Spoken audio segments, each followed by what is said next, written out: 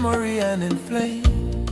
One day the truth will speak your name. We say loud and clear, never again, never again, never again. Biafra independence is not negotiable.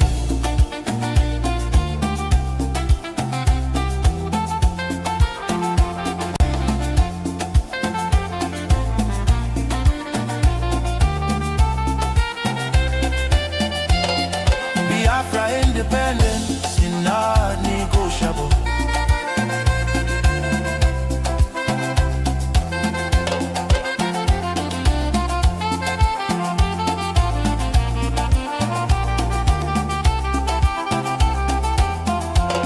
Biafra leaves. Today Nigeria is in confusion. Jihadist terrorist killings everywhere in Nigeria. Biafra leaves. Retreat and surrender is dead for us. Therefore, no retreat, no surrender. God bless Biafra Republic, government in exile. Under the leadership of Prime Minister His Excellency Ogechukwu Nkere, for standing tall for Biafra independence and freedom. God bless Biafra. God bless Biafra.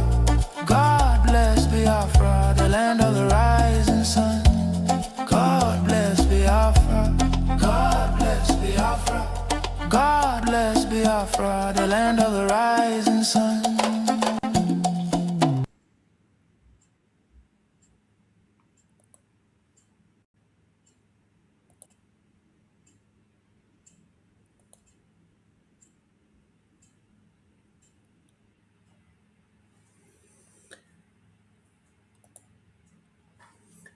Good morning, wonderful Biafrans. Good evening, good afternoon, depending on your location. Join me from wherever you are watching, Biafrans, lovers of freedom all over the world. Today is another wonderful day that the Lord has made, and we are happy and glad in it. My people, join me from all corners of the world where we are watching what is going on in Nigeria. I am here for us to continue to interact and educate our people. Join me, join me. As you all know, today is 28th of July 2026. So my people, the year is rolling by and we must continue. Ndị be anyị nọ n'ụlọ ekenekwa m unu. Ekene m nwoke, ekene nwaanyị, ọ ga-adịla anyị niile na mma.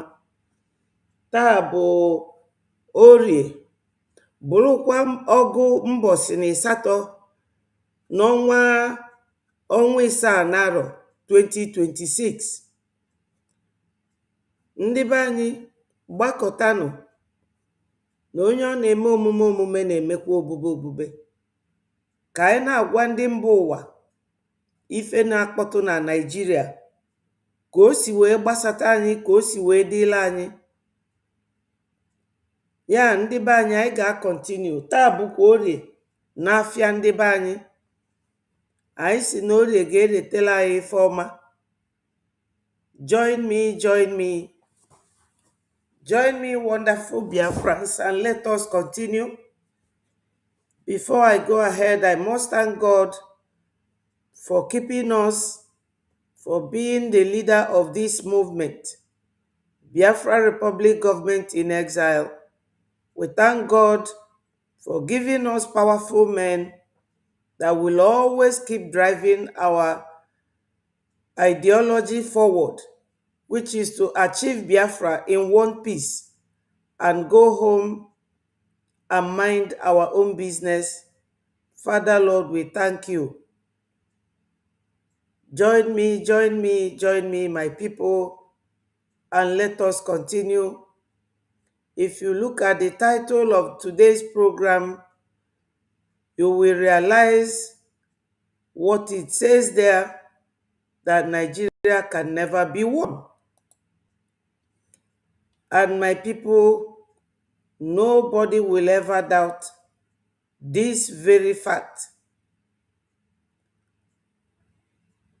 There are many videos to establish the fact that Nigeria can never be won. Nigeria can never be won. And we, the Biafrans, no retreat, no surrender. We are marching forward towards achieving our goal. So, my people, let us continue. And to all the various Biafran American individuals and organizations which contributed to this very effect. Yes. Without anything showing your life. And to all the various Biafran American individuals. Different. That is how sensible people reason. Biafrans, they say we are smart people, we are special and intelligent people. But all I have seen for the how many years now is confused people. People who don't even know their left from their right. Can we please, for goodness sake, live up to that name, that status that they give us as smart people? Let us for once act like smart people. All this election that they dangle on your face, all these promises, these people are using you. They have gotten in that they can even, what they are doing, they're even rubbing it, showing it on our face. They're even doing it, the audacity, because they know that we cannot do anything. But let us prove them wrong. That we can do something, that we can stop them from enslaving us. Many of us today are pointing hand at a white man who is enslaving us. America comes in to come and help us. A lot of people, empty noises, empty brains, are criticizing America that they want our oil, they want our natural resources. But there are people who call themselves your own people, people that you supposedly voted for to represent you, to fight for your well-being, to bring that dividend of democracy to your home. Instead, they have mortgaged your future and the future of your born generation. And every day you wake up and lamenting and complaining, pointing fingers at the white man. Many of you today, your exit strategy, the hope you have tomorrow, is a hope of selling one plot of land that your father left for you, or one plot of land that is left to your family, for you to sell it so that you can go travel to Europe, travel to Asia, travel to America. But I have a news for you. I have a news for you. There is a bill right now for those of you in Europe who refuse to support your freedom. You think you have arrived. Because what we are good at going to another man's land where everything has been done right, where people have fought, bled to protect, to give themselves a better future. We go in to go and enjoy. But we cannot do that in our own land. If you are in Europe and you're complaining how you're being marginalized or being mistreated, you are a foolish person. Stop whining. You have one head just as they have one head in Europe, the Europeans.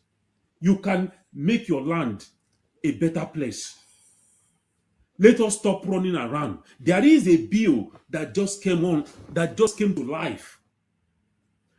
Young people in Europe, all across Europe, youths, they've been operating under the ground for years now.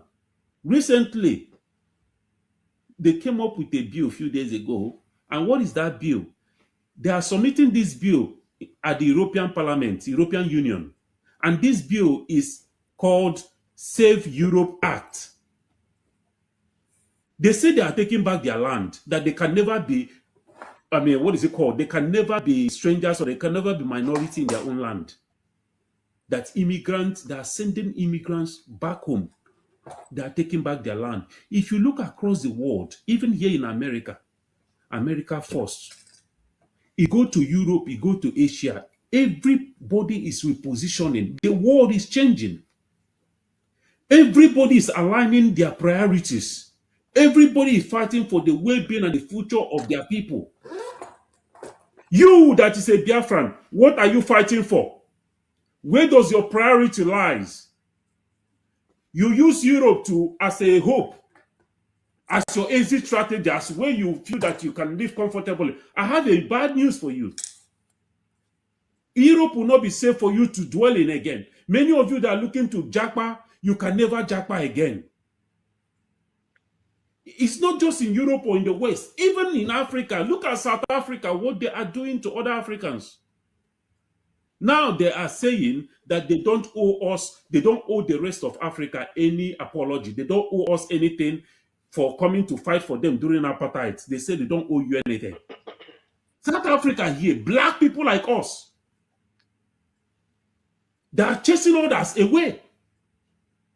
So what is your exit strategy? What is your plan? Where does your priority lies? As a Biafra, this is a question you should be asking yourself from this day.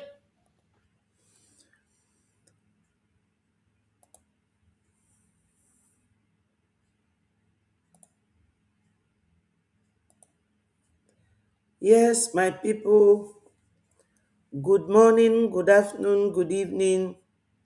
Once more, I thank you for joining me. Today is Tuesday, the 28th of July, 2026. Biafrans, our brother here, I don't know if he is speaking your mind. Before I go ahead, I must thank some of my brothers that are here listening. Alozie Ambrose, thank you so much. Chukwudi Ani, Ndewo, thank you so much. Click the like button so that more Biafrans will join us. If this video had started from the beginning, you would hear our COS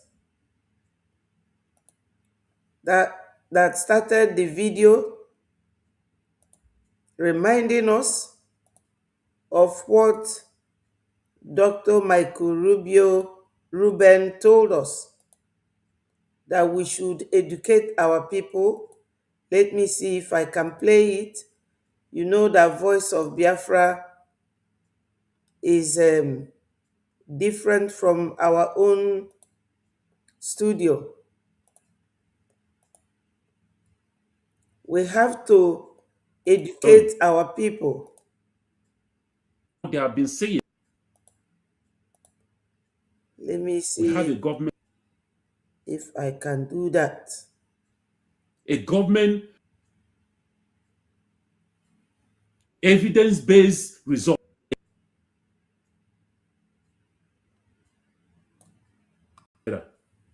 So that they will sing. Thank you all.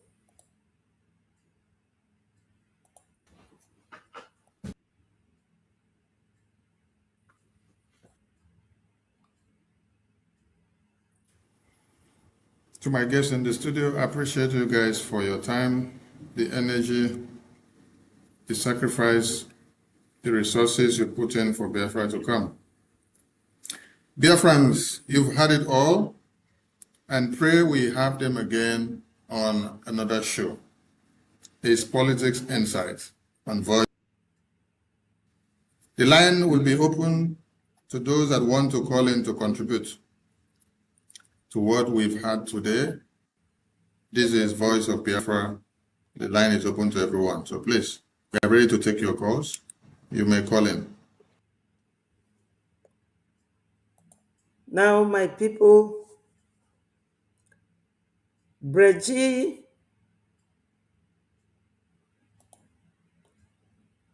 is the government of Biafra. It represents Biafrans all over the world. It directs our footsteps towards our liberation and freedom.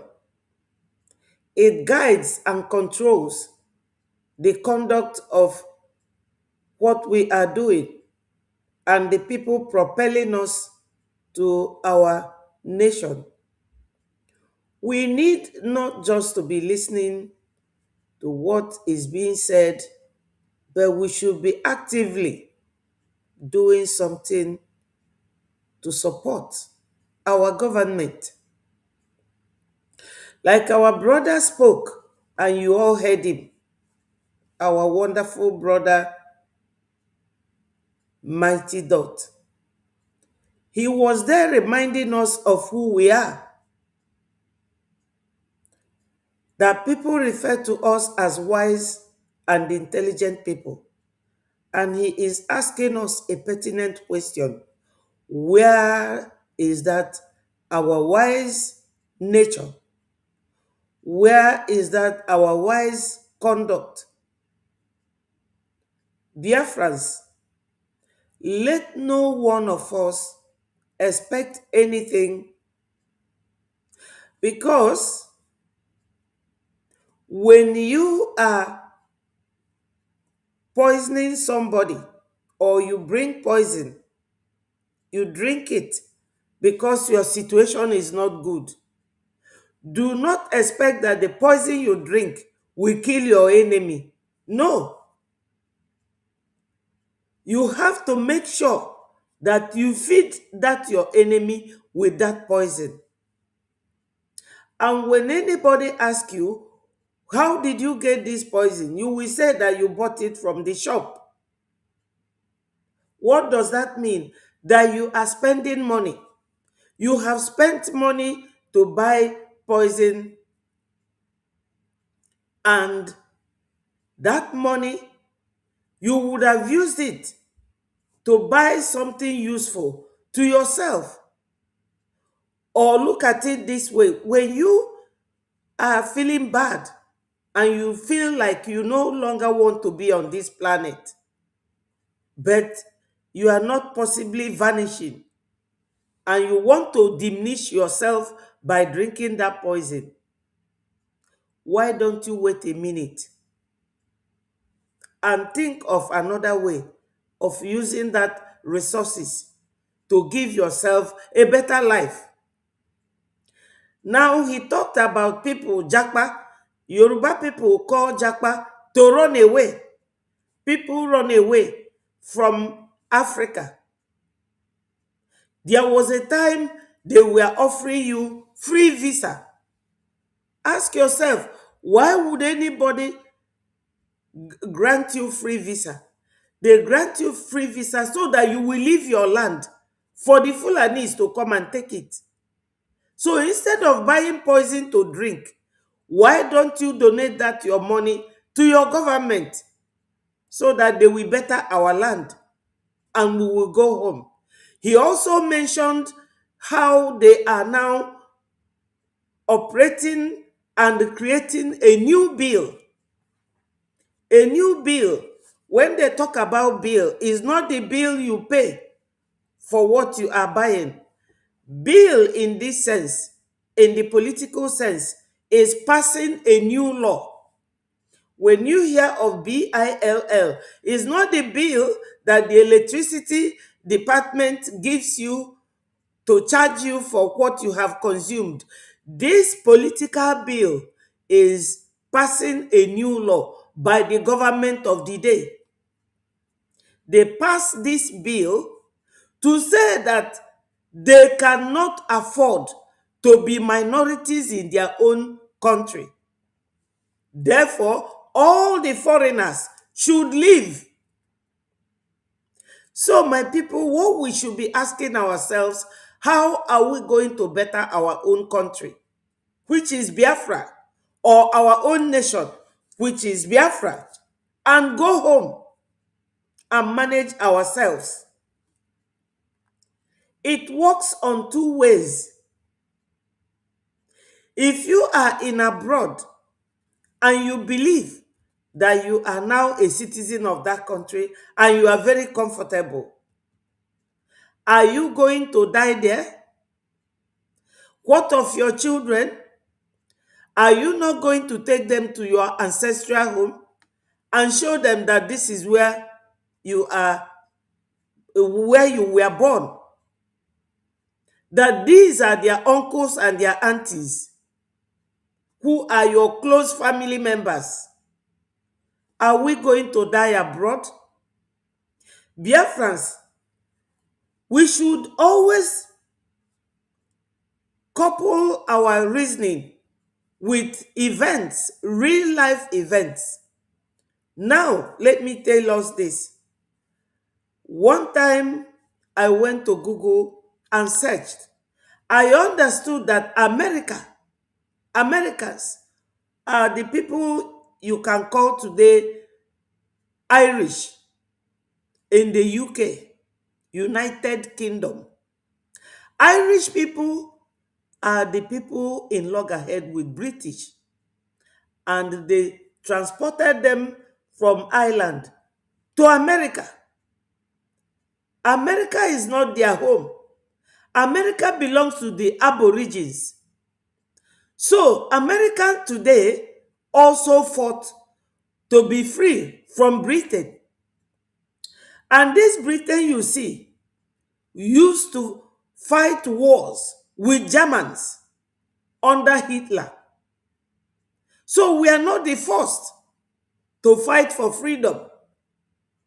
Today, America have celebrated on the 4th of this very month, July, 250 years. Maybe when we are gone, our children might be going to Google to search to realize that their forefathers, which could be us, in the next 250 years, for Biafran's children to be celebrating us. We need to always retrospect before we introspect. Think backwards. What happened yesteryears? What is happening now? And where do we want to be in future? Where do we want our children to be?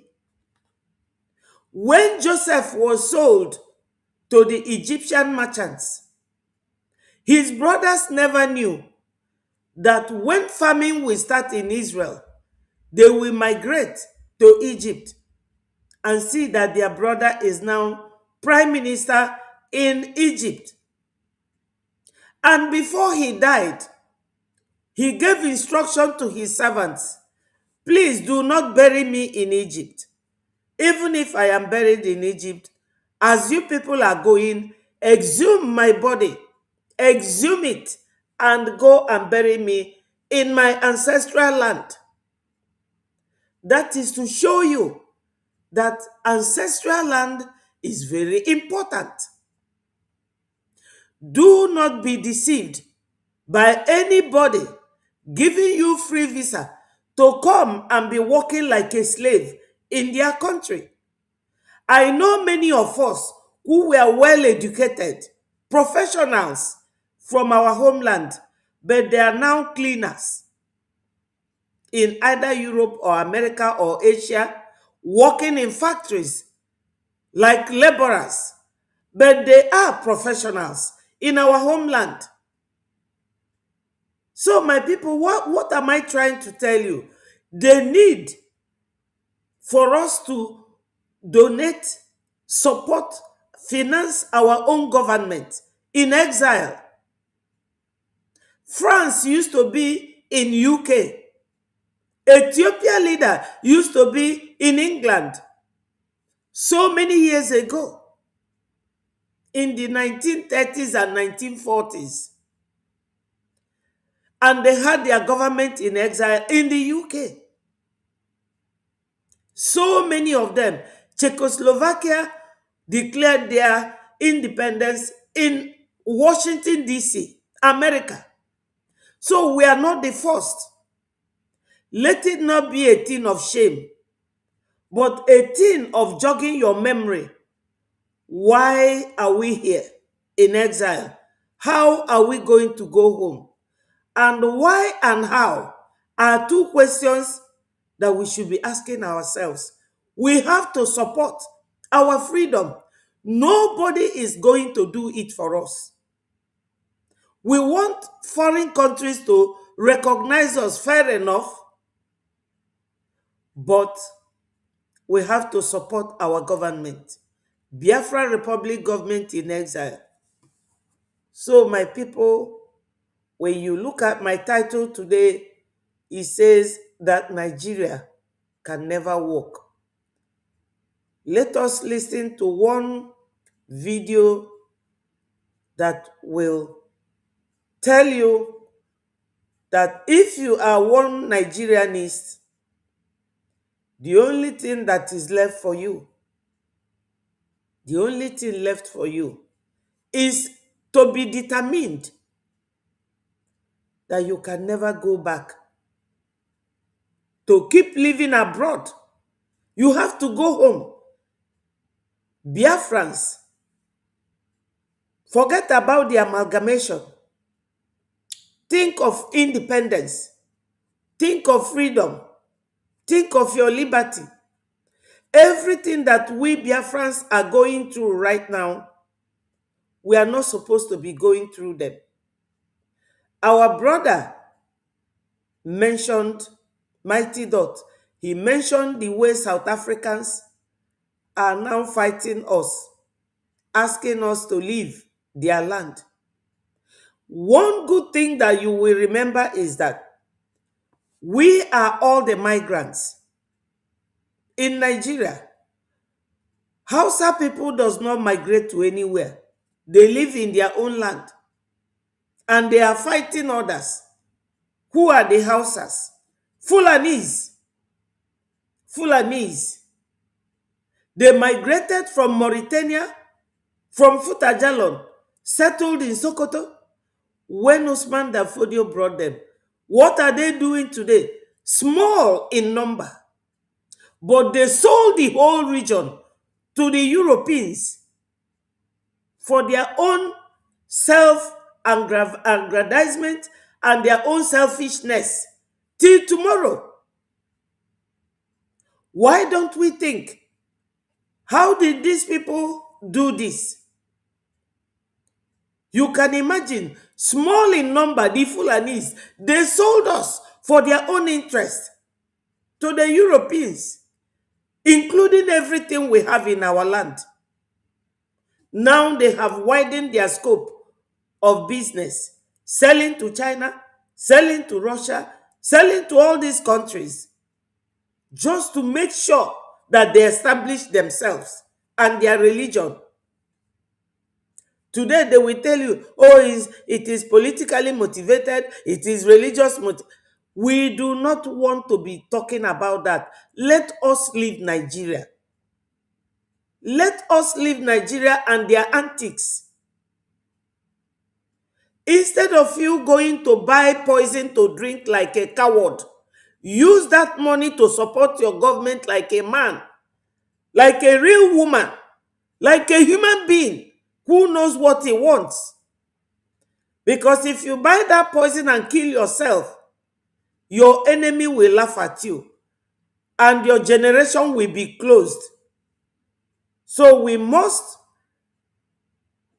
do like that wise man did, that will use that money to buy equipment, support ourselves, protect our land, and go home. South Africans said it openly.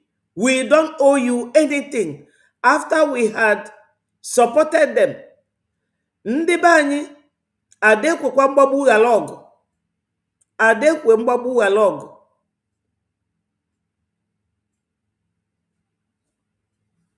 Everything we are doing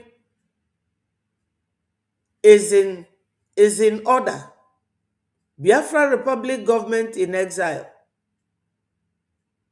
We are now under the leadership of Mazi Ogenkere, our Prime Minister. Just listen to this.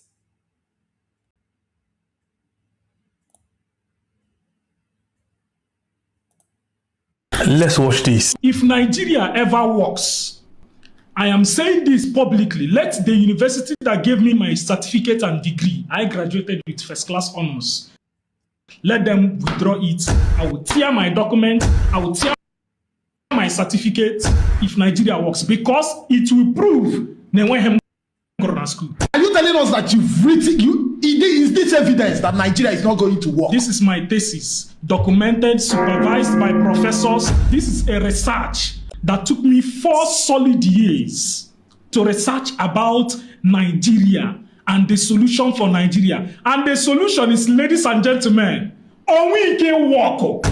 Let's watch this. If Nigeria ever works, I am saying this publicly. Let the university that gave me my certificate and degree, I graduated with first class honors, let them withdraw it. I will tear my document. I will tear my certificate if Nigeria works, because it will prove they went home to school. Now, Biafrans, you have seen the young man that made the research, conducted his own personal research during writing his thesis in the university. Because sometimes it depends on what you are doing in the uni, what you are studying. You may be studying health, environmental, history, or geography, anything.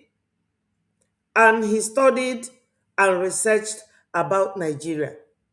Because, like Onyendu said one time, that if you want to hide something for a black man, write it in a book. And if you whittle it down, if you whittle this saying down, you go to Africa. You whittle it down again, you come to Nigeria.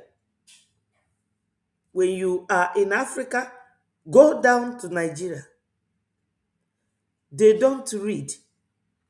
They don't, some of them, not all anyway, because like you can see, that young man is saying his own experience that Nigeria can never work. I borrowed his idea and titled today's program, Nigeria can never work. And we, the Biafra Republic government in exile, we have set the pace. We have set the pace. We are taking the lead. The only thing that will work for that contraption is separation, division. Everybody should go to their tent, O Israel. To your tent, O Israel. Nigeria can never work. Do you see this terrorism they start today? They can never end it. They can never end it. So my people, those of you who are here, keep clicking the like button so that it will send off more Ndewo McGold. Thank you so much for joining us. Dalo. Biafrans, we need financial support to aid and propel the movement of our Prime Minister Mazi Ogenkere. Now, we were on the air on Sunday doing and supporting our town hall meeting conducted by our brothers and sisters in America, North and South America. And our Prime Minister, as usual, he was there. Let us play this video and listen to what he said during that meeting. Please, if I don't mention your name, pardon me. We appreciate everyone. Thank you. Keep fighting. Keep doing what you are called to do. because our freedom is in our hand. We are not going back. We go nowhere. We go We will nowhere. not leave this fight for our children, for our generation to come. It's a fight to finish. So we must make sure that we complete our duty as freedom fighters that are, that have been choosing to get the job done. And that must happen because for so long we have been in the hand of these enemies that are terrorizing us, killing us, trying to Islamize us, of which it will never work. Yes, when our prime minister said that they are trying to Islamize us, just look at this video. Look at it. Are you looking at this? It says,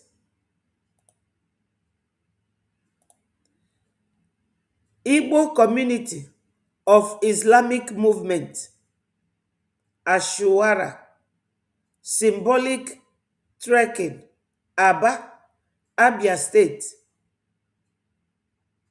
My people,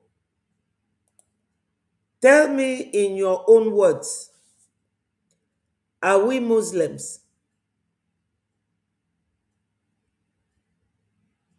Both politically, religiously, economically, Igbos are not Muslims. This is a forced narrative.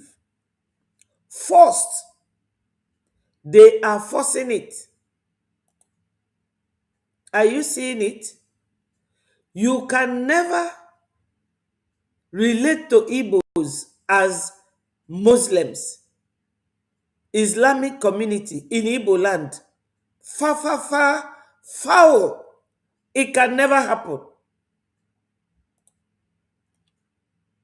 Nigeria is just one of the practical joker of a nation that even a little child can never fathom.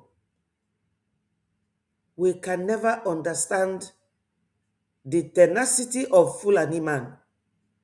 You don't buy people. You don't force people to your religion. Biafra can never be and will never be Islam or call it Islamic movement. You can never force us.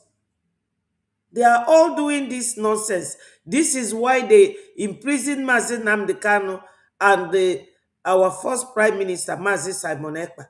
This is the reason to come and be paying our people to be featuring. Look at the idiot. He's wearing Isiago with his daughter and they're holding the... Do you buy religion? They don't buy it. You earn it. And Biafra can never welcome this religion. So, as our prime minister was saying, and he made mention of Islamizing us, it is impossible. This is all in papers, all in pictures. In practice, it can never work. Yes, my brother Chukwudi, God will forbid it. That is what they have been fighting us for. And they know that it can never work. As that our brother said, that Nigeria can never be won. That he conducted a research.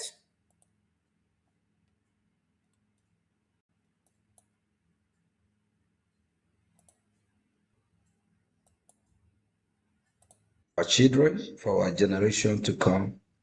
It's a fight to finish. So we must make sure that we complete our duty as freedom fighters that are, that have been choosing to get the job done. And that must happen because for so long We are being in the hand of these enemies that are terrorizing us, killing us, trying to Islamize us, of which it will never work. It will never work. We'll do everything to push back. We'll do everything to safeguard our land and to make sure that we are free. Even here in United States of America, I don't know if I can actually share this video with Honorable Minister of Information. If you can play it, if not, even here in America, America is struggling. They are doing everything. Honorable Minister of Information, please see if you can play this video on the screen that I'm going to be sending it to you. So this jihadist, this conquest is not something that they start today. So they already have marked out our region to be Islamized. And by extension, the whole world. So it's a global threat to mankind. It's a global threat to humanity. Whatever that is happening in our land today, like my press briefing a few days ago, actually I call out the mayor of New York City, of which is just unusual to go that route, but we have to say the way it is sometimes. And also I call out the citizens in the United States of America, because if America win, we win. Whatever happened to this great country will affect Biafrans. And we also affect the whole global community. So we do everything to make sure that America succeed and we succeed as well. And we have to educate everyone that we can about the threat of this global jihadists, their game. And actually, it is not a religion. It is a political movement. It is, you call it cult or whatever you call it. Because last time I checked, religion is to, educate people, way of life, how to live, coexist with their neighbor, how to love their neighbor, how to worship God, how to be of good citizens, not how to terrorize people, behead people. And like in our own faith, we as Christians, we are familiar with what is recorded in the book of John 3:16, that God loved the world so much that he sent his only begotten son. And at the same time, all the teachings of our Lord Jesus Christ is about love your neighbor, to the extent that in some verse of the Bible, Biafrans, you can see that our Prime Minister knows Bible at the tip of his fingers. He's quoting John chapter 3 for us. You see? We are Christians. These people should leave us alone. We can never go to worship as any other religion. My brother Ayo Ndewo, thank you for joining us. Yes, the idiot will wear Isiago because Fulanis, they know how to rub it on your face. When they converted Ojuku's wife to be one of them, I knew that that is modus operandi of the Fulanis. They would want somebody who is wearing our known dress, Isiago, to show that he is an Igbo man, to carry a banner telling you that they are Igbo Islamic community. Igbo Islamic community, my foot. We can never in this life, in this generation, even in the generation to come, become Islamic people. Never. It can never happen. the Bible asks you that when somebody actually slap you from the right cheek, offer willingly, voluntarily, turn around and offer the left cheek to get the second slap. So it's all about unity, love. You know, Bible never promote violence. Our religion never promote violence. Any religion promote violence, how you kill people, how you behead people, how you destroy people, how you rape people. I don't think that is from God. It's not of God. So, Honorable Minister of Information, please can you kindly play this video I sent to you for educational purposes, if it is possible, please. If not, just let me know. Growing religion in Texas, the United States, and in the world. My name is Inshira Dahir. I am a Biafrans, watch this video with open mind. And when you watch the video, you will listen to a response from someone. The woman is a teacher. According to her, she is a Muslim. This is why they wanted to finish us in 1966.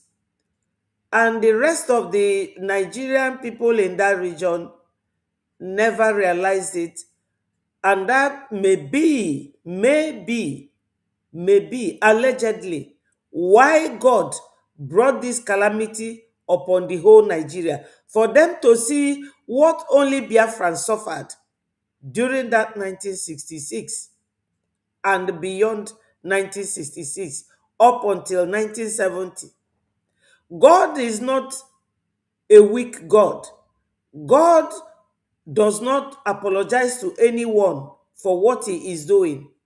What is going on in Nigeria today, I must say that it is an act of God carried out by the Fulanis for God to show them what only Biafran suffered and went through. So, listen to this video and you will understand. The woman is telling you something. Listen to it. I hope it is audible enough for you to understand her.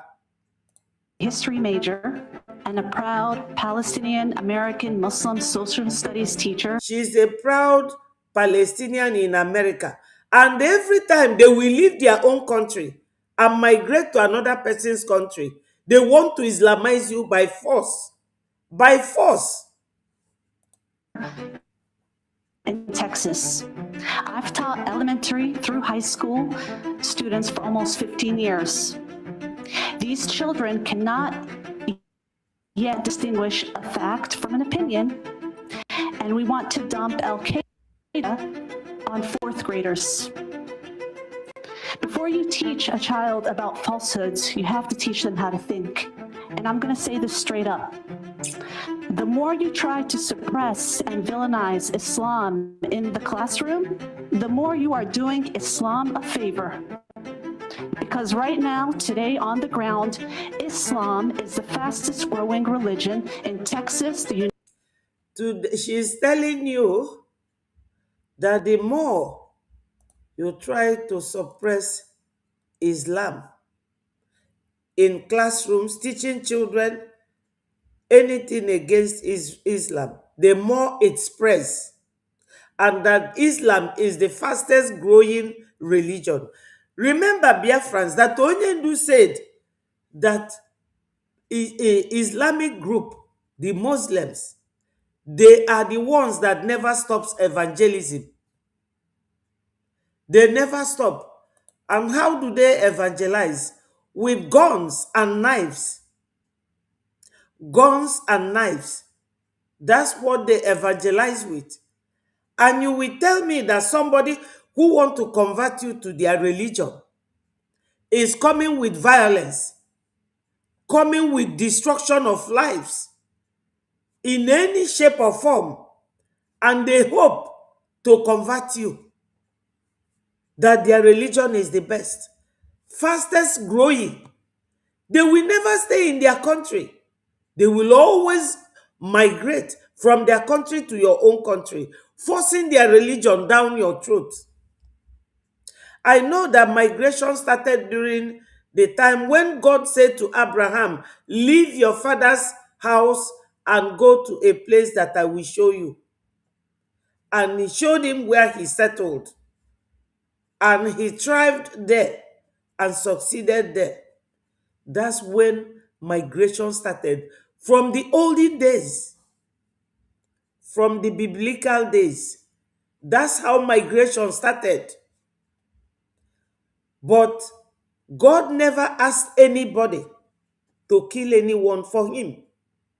They will be killing you. They will be calling Allah. They will be saying Allahu Akbar. That God is great. That's the meaning. God is great on another person's blood. They forgot that before this Islamic religion introduced by Muhammad and Christianity from Christ, before two of those were born, that God has told Moses on Mount Sinai, when he came in form of flame of fire, he gave him 10 commandments, and the number 6 said, thou shalt not kill. So I don't even know who they are killing for. It is a cult. Allegedly, a man called Islamic religion, a cult.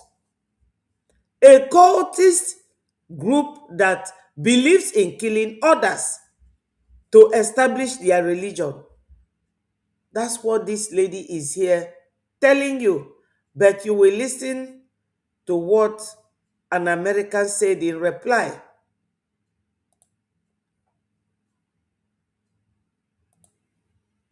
United States and in the world. Suppression doesn't shrink a faith, it spreads it. And you are proving that in real time. I want to end with a dua. Oh Allah, make us among those who speak the truth and bear witness with justice. Ameen. Point of order. What's your point of order? It wasn't germane to the topic posted. I believe the time's expired. Member Hall? Yes, the last testifier. Yeah, it's not mentioned for any. You said it was for a political agenda that Al Qaeda is mentioned there. It's mentioned because Al Qaeda killed 3,000 Americans on 9/11, and many of our veterans, including our great chairman here, put their lives on the line fighting Al Qaeda in Afghanistan. So that's a big, significant part of American history. And you need to understand that as a teacher, and you also need to understand you can't come and threaten the State Board of Education that what we do here is going to grow your religion, because that's ridiculous. And you know what? You may have the wind at your back, but we serve the one true God, and it runs into a brick wall right here in the United States of America. Islam will not take over. Yes, he said that Islam will not take over. The same thing we say in Biafra land. You see the same thing they are doing. They now go to some parts of Igbo land, like Nsukka, which is close to the Benue. They will go there, bribe them, give them money to come and be telling you that they are Igbo Muslim. There is nothing like Igbo Muslim. Foul. It will never work. There is nothing like Igbo Muslim. And this guy is replying to the lady that they came and used that their religion to destroy twin towers. That is the kind of religion that they bring to you. Destruction of properties and human life. People who don't care what they do to Islamize you. They can continue with their religion. I'm not against any religion. They are human beings, and God said we should not kill. We are not going to touch them, but we don't want them. We do not want them. We reject them. They should carry on with their religion and leave us hell alone. So, my people, because our PM mentioned it, that's why I am bringing it to your knowledge that this is why they are killing us, to Islamize you. Because they go for conversion of people to their religion with violence. I hope everyone understood what this Muslim woman just said. She said that she's a teacher. She's saying that teaching negative things about Islam or suppressing Islam in general in Texas schools is not going to work. She says that no matter what, Islam is going to be the dominant religion in America, in Texas, in the West, and they are going to take over. She ends with a prayer to Allah. So, I mean, she's making a very clear statement here that she wants Islam to take over America, and this only ends in Sharia law. Let's just take a look at what the public has to say, and the best way to gauge that is by the comments. She should be fired. Islam is an ideology, not a religion. One thing you need to understand is so many prominent people have pointed this out. Islam is not a religion. Islam is a society. Islam is government. They put forth a very clear set of rules that you must live by. So that is, by definition, government. Revoke her license, do it now. Wake up, America. Time to squash this belief. Jesus Christ is king. I would pull my kid so fast. Fire her. She needs to be fired immediately. Everyone is saying the same thing. We cannot tolerate this. We need to mass deport this. Thank you. Thank you very much. Thank you very much, Honorable Minister of Information. Why I keep pointing this out, even in my speech, is that one, I'm also American citizen. I love America so much. And we well understand that the only country that is fighting for humanity, that care about other countries, that care about persecuted people of different faith, is America. If we don't protect America, if we don't speak out the truth, if we don't say it the way it is, and just like we have people, some that gathered a few days ago in Washington, D.C., IFC something, it's a new organization, is to counter the jihadists, to call them out, to say things, say the way it is. But a lot of these people don't really know the extent of the threat, of which we also have some that call themselves Biafrans that are there. If these Biafrans that are there really know what we are facing and the threat of these Islamic jihadist terrorists, they will not be sabotaging what we are doing. They will not be fighting what we are doing. Those that are fighting what we are doing, sabotaging our great movement, they actually help these Islamic jihadist terrorists, because these Islamic jihadists, they are a big threat. Actually, this threat is more than that of a nuclear weapon or a nuclear bomb or atomic bomb, because these people, if you look at all the countries that they have conquered, for example, we're talking about Afghanistan. How are the people in Afghanistan, are they better off? The answer is no. What about Iran? Iran, how far are they better off in Iran? The answer is no. What about Yemen? We see what is going on in Yemen with Houthis in Yemen. Are we talking about Lebanon? Lebanon have suffered so much in the hand of these Islamic jihadist terrorists, especially that's why Dr. Walid is speaking up, out against these people. So they are a major threat. Yes, Biafrans, they are not just major threat. Somebody who will not allow you to maintain your living, they will go to your farms, uproot your cassava and feed it to their cows. Economic jihad. They will send soldiers to go to our homes, to burn our houses. They will go to your business areas and premises, burn your businesses, and buy you. They want to kill you. Why? All these atrocities they commit is because they want to Islamize you all over the world. They are doing it in America. They are doing it in Afghanistan. They did it in Turkey. Turkey was a Christian country. What are they today? Predominantly Muslims. Before you see Christian church in Turkey, you will walk miles. Syria, the same. Our Lord Jesus Christ, when he was on this planet, he visited all those areas. Look at Afghanistan. These are all the people that Nigeria government works with to Islamize you. Do you know that why they fought us 1966 till date is because of this Islamic religion? When we are talking about it, people will think that we are just wasting time.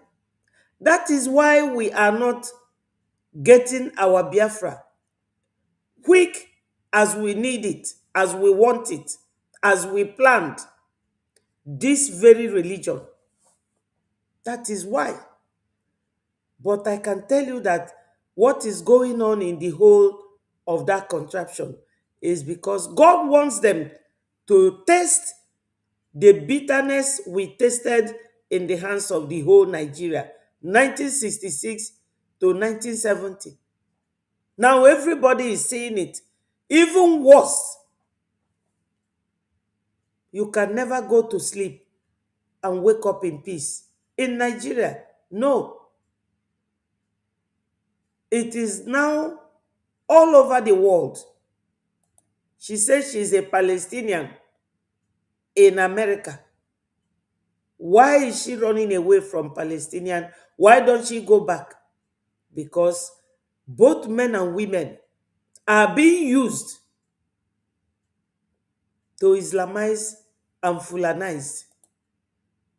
So anybody who is not working for Biafra to come is definitely and obviously and allegedly working for Nigeria government to Islamize and Fulanize you. That's what our Prime Minister is passing across to any genuine Biafran.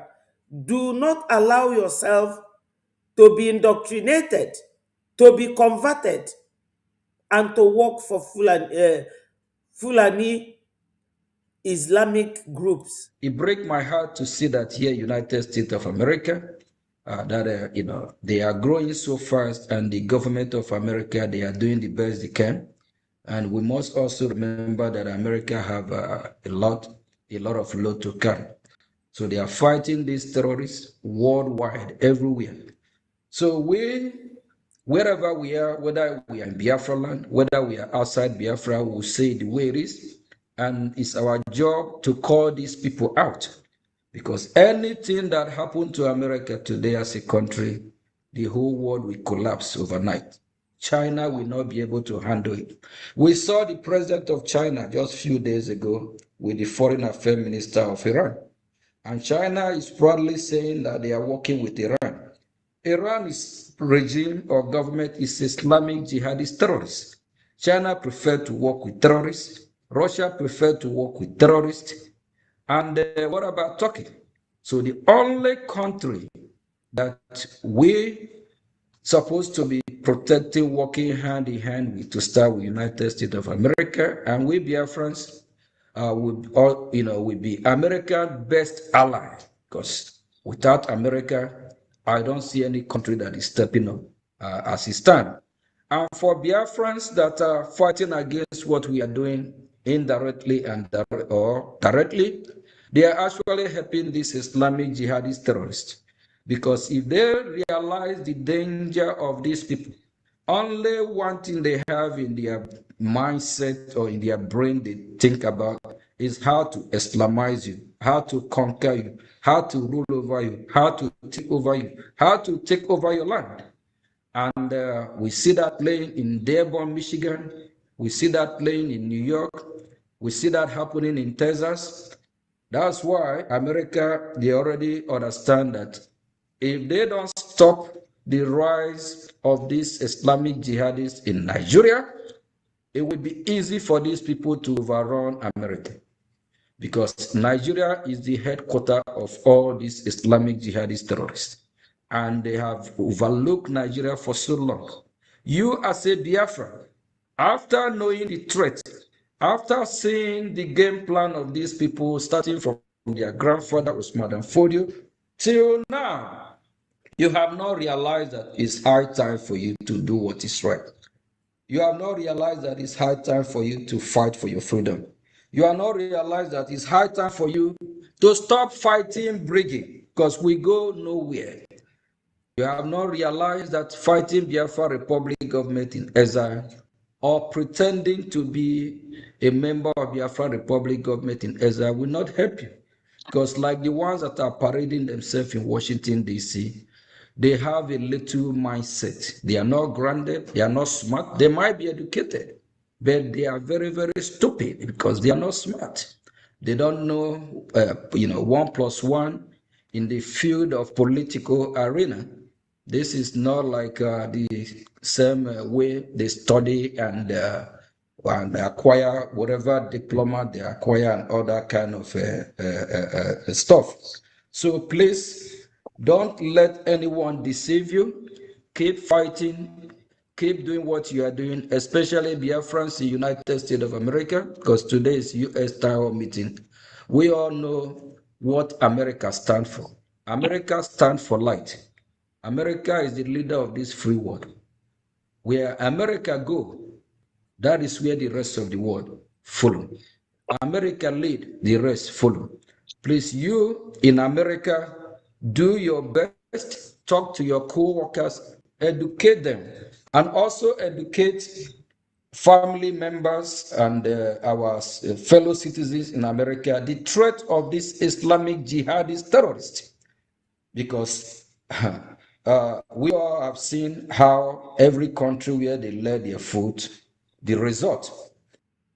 Yes, Biafrans, when they are talking, they were my sister. Thank you for joining us. When our Prime Minister is talking this way, my people, is not far-fetched. It's not far-fetched. You will be asking yourself, why is it that we are not getting Biafra? Why is it difficult for us to get Biafra or to be recognized?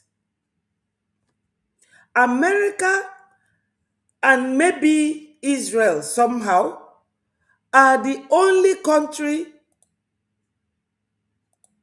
that calls a spade a spade. America, the only country that says no to Islamization, intimidation, violence. China, they are like this and like that. You don't know where China belongs. China is one of the BRICS. You know BRICS, B-R-I-C-S.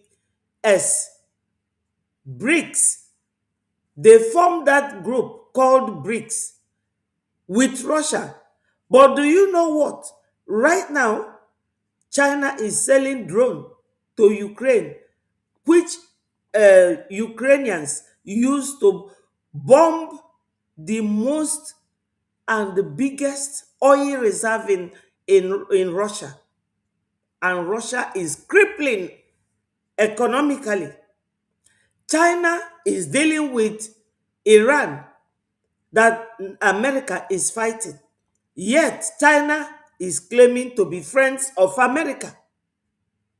China does not want Islamic religion in their country. Yet they are the best friend of Nigeria. China is like this, very elusive in character. When we try to avoid talking about religion, just look at it this way.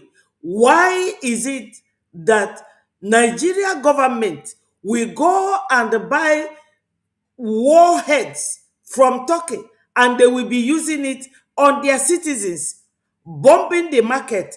They bombed a market in Biafra land called Ekututu.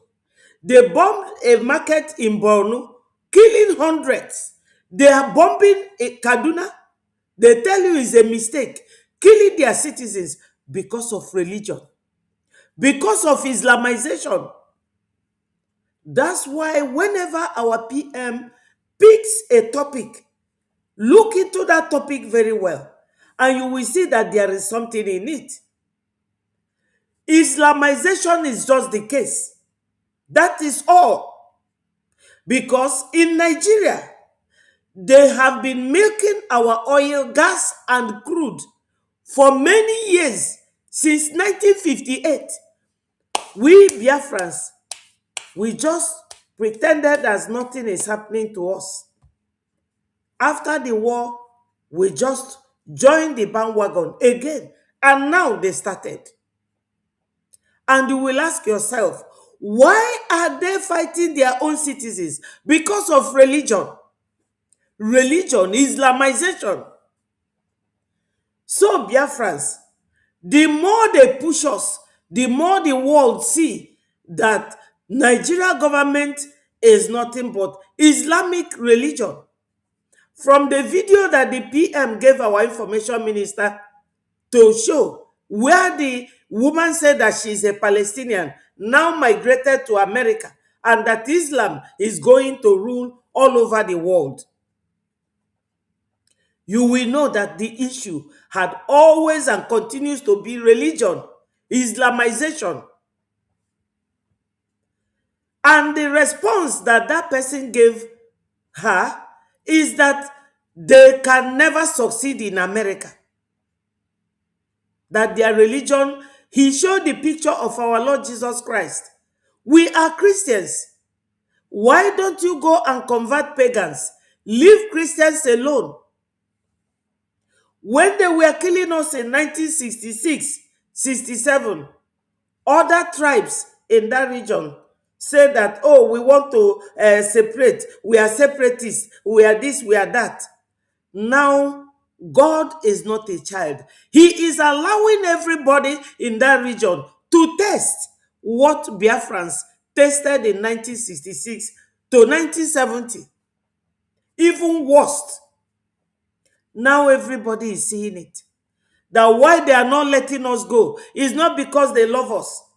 Because our own religion, Christianity, Christ preached love. But their own is that if you refuse, they should honor life you. What manner of religion is that?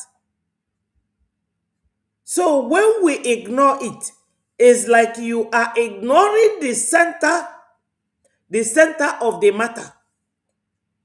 That's the real matter in issue. Religion. That's why they are killing us. That's why they don't want Biafrans to go. So that they will Islamize you by fire, by force. And that's why this foolish man here is carrying this placard, wearing our traditional dress. The same way they converted our leader Ojukwu's wife into their group. That is what they have done. By force. By force. But God knows that we Biafrans, we can never be Islamized. It's impossible. And that is why they detained Mazi Nnamdi Kanu and took him to Sokoto. That's why they detained Mazi Simon Ekpa in Finland. And that is why they are pursuing our current Prime Minister, Mazi Ogenkere, in America. Because of this same religious issue. Right now, if you don't know it that Nigeria government is now writing America about our PM. And before our PM was made the Prime Minister of Biafra Republic government in exile, know it that there's a lady who called herself Dr. Ngozi. She said that one is the one they call self-acclaimed, that she is the Deputy Prime Minister of the Biafra Republic government. Ask me how many times that Nigeria government went after her. None. Which means she is working with Nigeria government. But our Prime Minister, they are going after him. Because he is not preaching Islamization. he is not preaching Fulanization. It don't go well. Call the people of Iran today, ask them how far, how are they doing? Are they better off? Or is it Afghanistan? Afghanistan's in the 70s, they are way better off than today. And for those that believe that practicing of Sharia law, that is the best law, or that's the best rule of law, or how, obeying laws like that is what will bring them happiness. We have seen how they have demonstrated that everywhere that they have conquered. So the Sharia law is not compatible with a secular state law. Their laws are laws that kill, destroy, of which they change the system. At the end of the day, I don't see any reason why somebody coming from a system that is not working, like most of the country where they practice this Sharia law, it is not working. Go to Bangladesh, go to all these Islamic countries where this Sharia law being practiced. Majority of their citizens flee to the West. And when they get to the West, instead of stimulating, finding themselves in that society and blending, work hand to hand and try to be, bring productive and positive vibe. They want to bring that same system that never worked in Bangladesh. They want to bring that system that never worked in Yemen. They want to bring that system that never worked in Afghanistan. They want to bring that system that never worked in Lebanon. Please, Biafrans, these jihadists, terrorists, they are a threat to global community. And we thank God that the West is now waking up.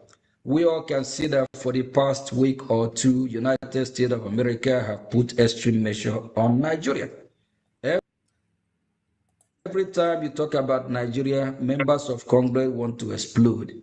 They condemn Nigeria, more than before. I don't think that any member of Congress would proudly want to say they are supporting Nigeria. No, nobody is supporting them. Now, Biafrans, we all know the agenda of these people: to Islamize you, to Fulanize you. And that is why Mazi Nnamdi Kanu was kept where he is today. This is now a global issue. Listen to this congressman. Listen to him. Nigeria is the deadliest place on earth to be a Christian today. Since 2019, tens of thousands of Christians in Nigeria have been slaughtered as part of a sustained pattern of religiously motivated violence by Islamist jihadis ignored or enabled by the Nigerian government. Extremist groups like Boko Haram are allowed to operate without any meaningful response from authorities. Have you seen how smooth, how easy it is for him to call out what is happening in Nigeria? And those of you who will say, oh, our PM goes to take picture. This is the congressman with our prime minister. And can I tell you the year that this picture was taken? 2023. So, we have been in Washington, D.C., spreading the gospel of Biafra, trying to jog the memory of the world that we are suffering the same thing that they are suffering now. And this is why God has made it that everyone in Nigeria or Zoological Republic will test what Biafrans tasted in 1966 when pogrom took place. This is it. A courageous leader named Mazi Nnamdi Kanu was convicted in a farce show trial for speaking out about what's happening. He's currently serving a life sentence in prison, convicted on false terrorism charges.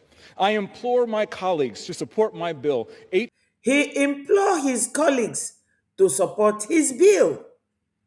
I told you people that this bill he is talking about is not the bill of electricity bill or gas bill. This bill politically is the passing of new law, passing of law. When you introduce a bill, you want it to be passed to become law. So he is imploring his colleagues to support his bill. And very soon, you will all know what the bill is all about. Res 1321, calling on the Nigerian government to conduct another trial in accordance with its own constitution based on evidence, with access to legal counsel, medical care, and international law pertaining to humane conditions of detention, or, better yet, release Mazi Nnamdi Kanu immediately and unconditionally. America gives billions to Nigeria. We will not continue to fund a Christian genocide. We have the moral obligation to stand up so our Christian brothers and sisters can worship the Lord our God in peace. Yes, basic things to remark in this very powerful speech of John James. Two things remarkably. One is the fact that this Islamization agenda that Onyendu Mazi Nnamdi Kanu have been speaking up about, and they jailed him, while Gumi, who is the one terrorizing Nigeria, is walking free. Secondly, he talked about his release unconditionally. His unconditional release. And thirdly, world and international rule that you should not intimidate, cause violence, or terrorize anyone because of your nonsensical religion. If you want your religion, go and conduct your religion in peace and leave others alone. Go and conduct your religion in your country and leave people alone. We are Biafrans. Ndewo Charles, my brother, thank you so much. Yes, one of our brothers, Clifford, said Nigeria cold work. Nigeria, it can never work. Nigeria will never work. Never, never work.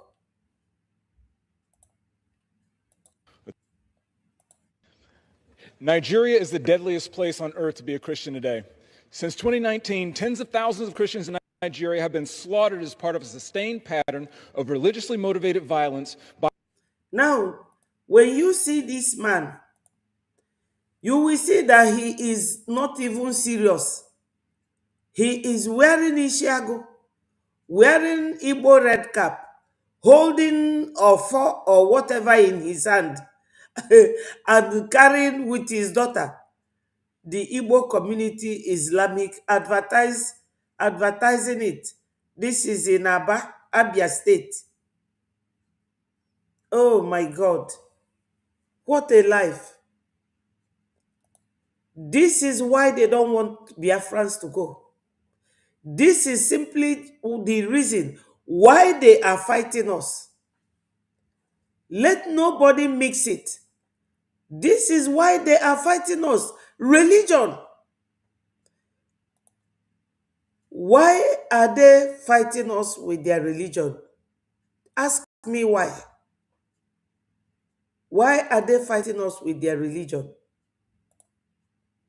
If anybody can write it and tell me why they are fighting for religion.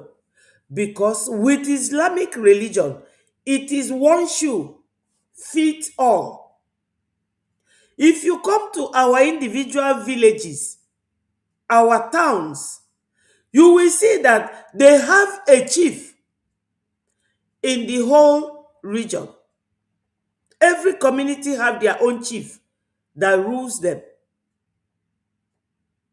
And they will be allowed to implement their own laws as long as everybody is in harmony.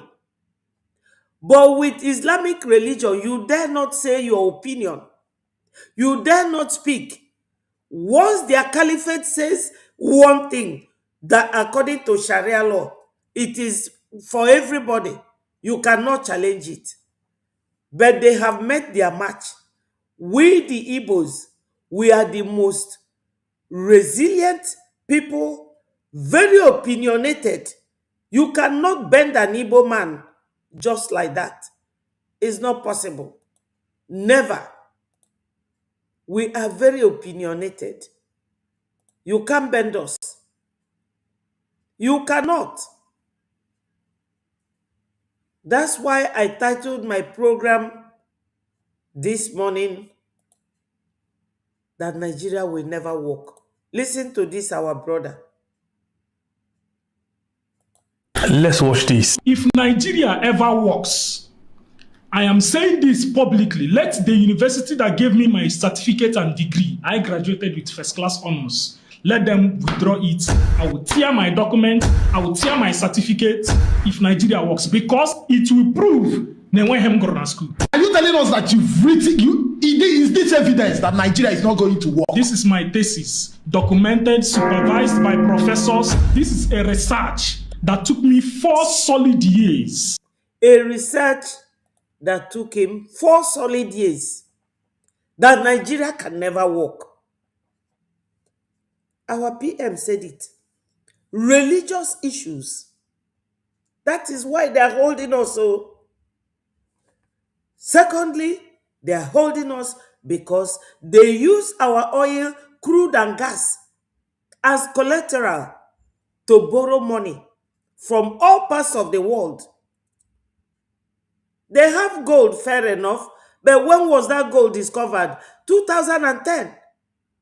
Our oil and gas in Biafra land has been there since 1958. They discovered it in 1956. In 1958, the British started, called British BP, British Petroleum. They started 1958. Till date, Nigeria can never do anything useful or meaningful with that oil money. Go and see Dubai. When I was working in Nigeria as a civil servant, Dubai came to the zoo to borrow money because we had a lot of money then. Our oil was booming. They had what was called Odoji Award. Nigeria was borrowing money to IMF, banking millions of dollars. But today, where are they? Nowhere. Anything you keep in the hands of the Fulani is like bringing a hen or a small chicken and calling the kite to come and take it. Nigeria can never work. We, the Biafrans, we always set the pace. Religion is the issue. Religion, that is the issue. That's why when you hear this man talk, he first of all told you that Nigeria is the worst place where a Christian can survive.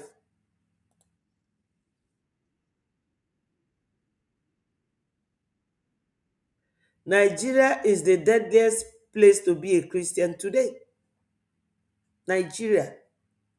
So nobody should blame us.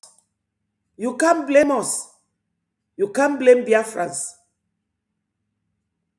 And Nigeria is so nepotistic. They nepotize. You all remember when Kashim Shettima was governor of Borno State. He was talking to a man, a Yoruba man called Kunle. You all know that audio. He said that they will deal with the Igbos. Let me come to that very one. And before I go there, let me show you people this video. Let me show you this video. From Sahara Reporter.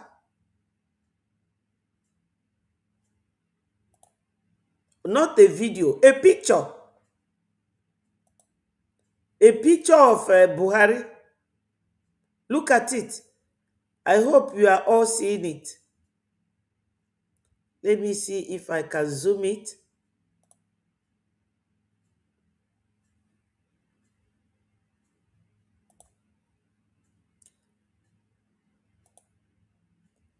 Are you seeing it? Now, this is from Sahara Reporter. He said, breaking news. Breaking news. US, UK organizations release shocking report on how ex-President Buhari allegedly funded a bubago in Southeast to kill residents, used Imo Ebonyi governments as executors. This is Sahara Reporter.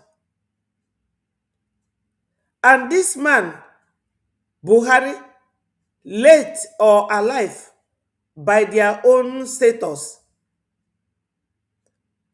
he was the one who formed Boko Haram with Kashim Shettima, Kwankwaso, and all of them. Are you seeing it? Now, that audio that I talked about, let me show you the product of that audio. Let me show you.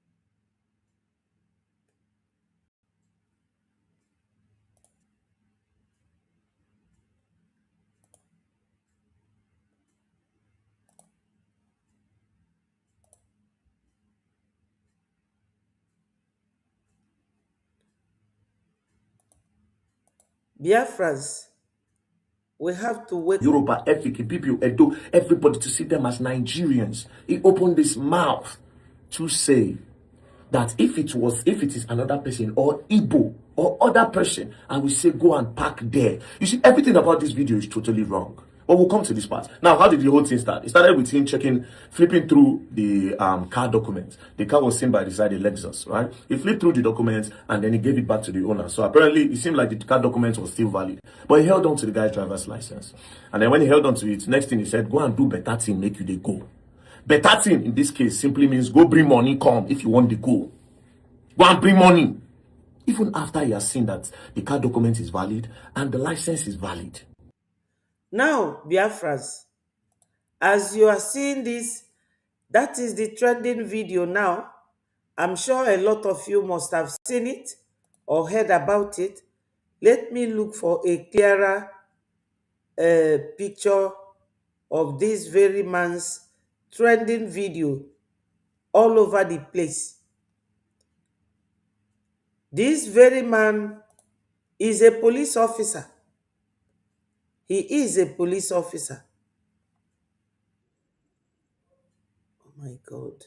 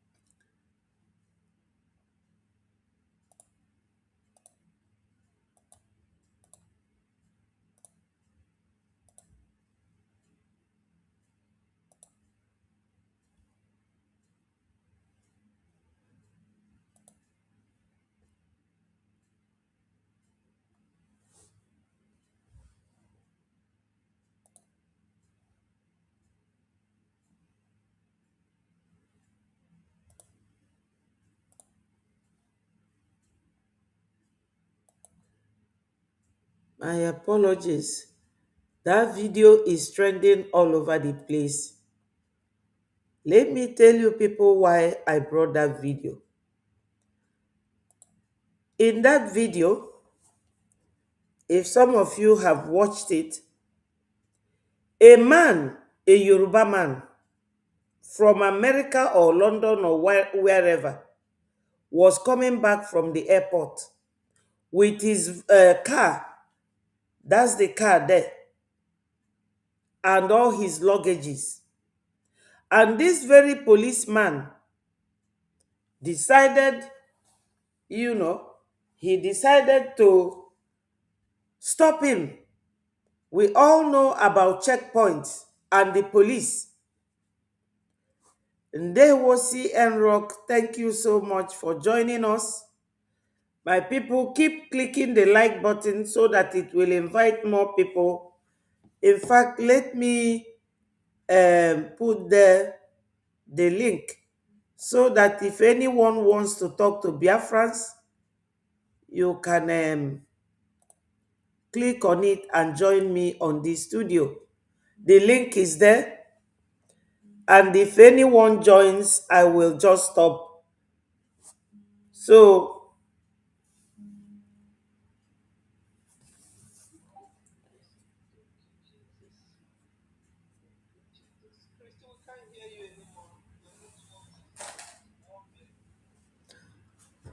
I beg your pardon. Now, this very guy is a police officer. He is also Yoruba, but a policeman. He spoke to his brother and said to him that he should go and do something that is good, which means bribery. Nigeria is full of bribery and corruption. Full of bribery and corruption. The level of corruption in Nigeria is not, I don't know, is not a sweet thing to the ear. The corruption in Nigeria is way too much.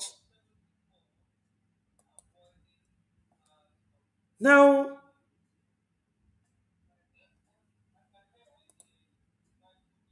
let me see where I can find that picture or video. Many of them talked about it. So many people talked about this same video. I don't know where to find the video clip that will show you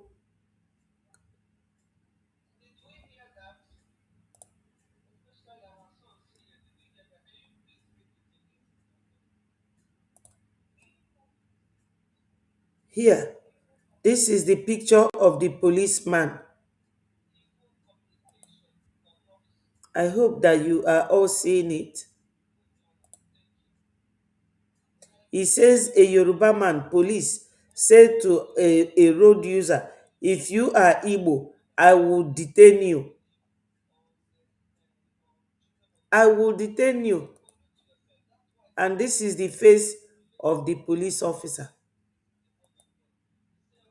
Are you all seeing it? This is the trending video right now. You know, when something is trending, sometimes our people don't take it to heart. Because as Onyendu said, if you want to hide anything from our people, go and write it in a book. All we are after is business, business, business. Sometimes you come down with your business and think of social media or what they call current affairs. What is happening around you and outside your vicinity. And that is the man there. And look at them. Listen to what this one said. Then I will give my own conclusion.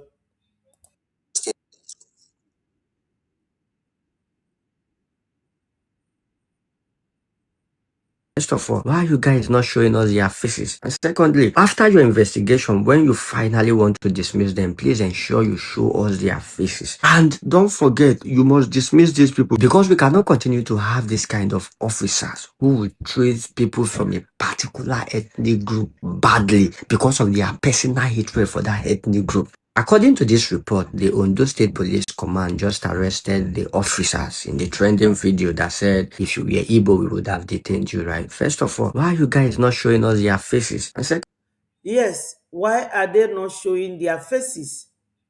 That's what he is asking of. Why are they not showing their faces? At least you have seen the face of the one that actually made that comment, which is this one here.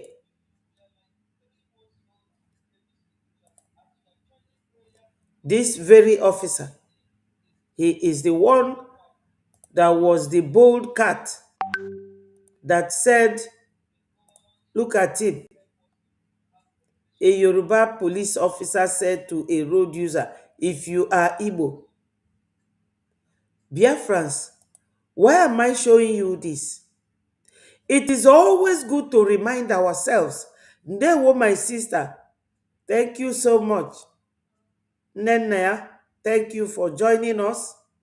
It is always good to let your people know what is going on. Number one, they want to Islamize us. First of all, they have been milking our oil, gas, and crude for so many years without doing anything good, without any infrastructure. Everybody, if you go around the whole world and conduct a census, the statistic will show you that Nigerians are the most migrant in the whole world. If you go to America and conduct census of Biafrans in America, yes, my sister, come and speak to our people. Thank you. Good morning. Biafrans, good morning. Look, I don't have time this morning, but I have to say this, hoping that there are people with ears left, because many of our people are trying to convince me that they have no ears. This is not new.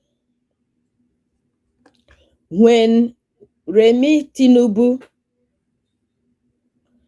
said that Igbos should be thrown into the ocean or the water, wherever she want them to go, and they will take over Igbo properties, did anybody cough? Did anybody sneeze? It was all right. So why, if the senator could say that, why wouldn't ordinary police say such a thing? Our people, oh, don't worry, God will take care of it. It really pissed me off.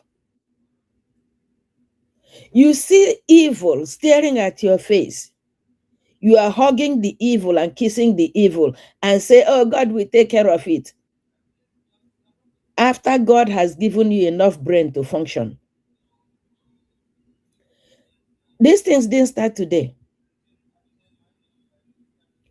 When is it Oba of Lagos or whoever told them Igbos will be thrown into the lagoon? Did they take it serious? At all. You know, there's a song we used to sing in my village church. It's the water is carrying the boat driven by a lazy man. You know, you are in the canoe, you are rowing it, and that's the force propelling the canoe. But the lazy man is operating, is just the water carrying it little by little, drifting it until it drifted to the shore. And you know, that's not the intended location.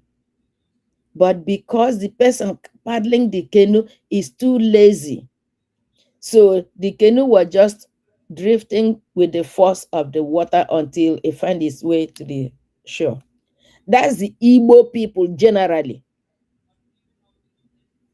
When things are happening to them, they say, oh, that's okay. We can handle it. We are smart. We are strong. They are telling you, even they do it, they say it, they spell it. Igbo man, oh, well, that's okay. God will take care of it. Reading the Bible backwards. God never tell you to be stupid.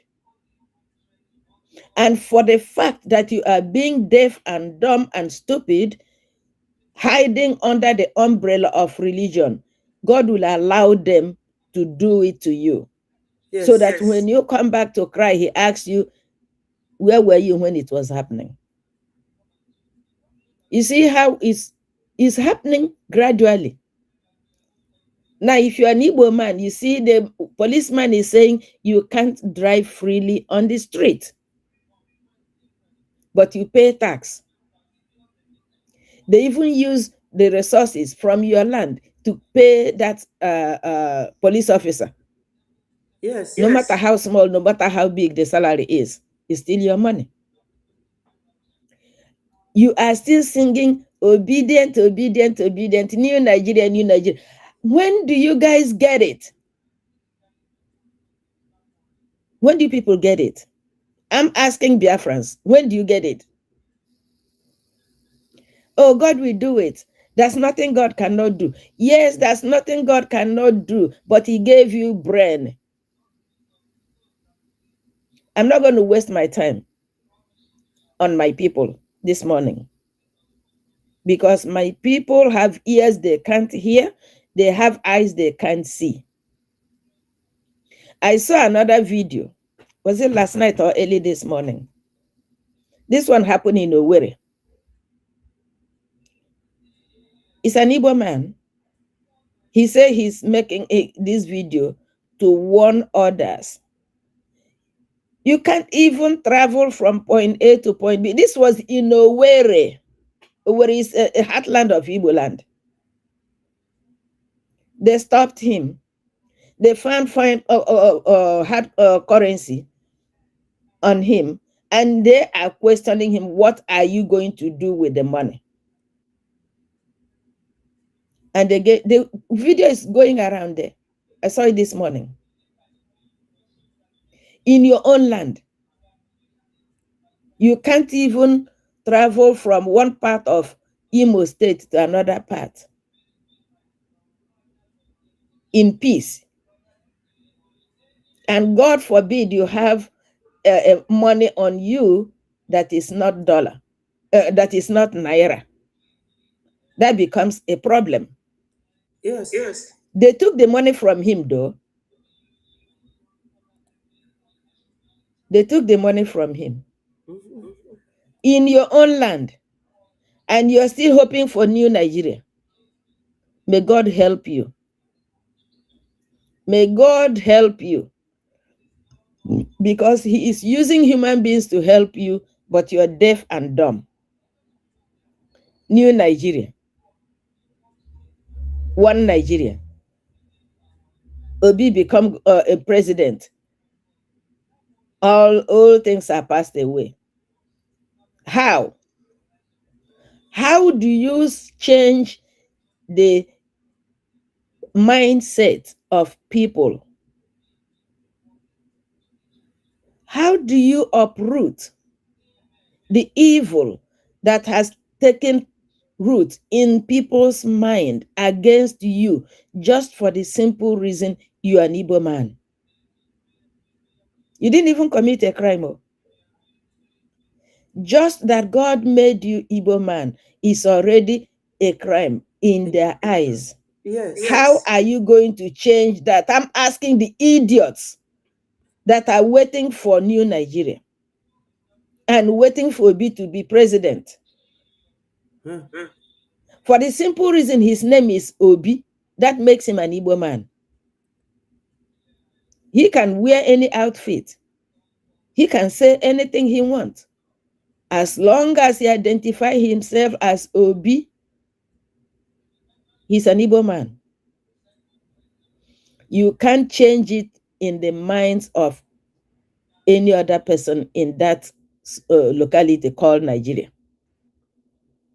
Your sin, your crime is the fact that God made you Igbo. How else will they explain it to you for you to get it?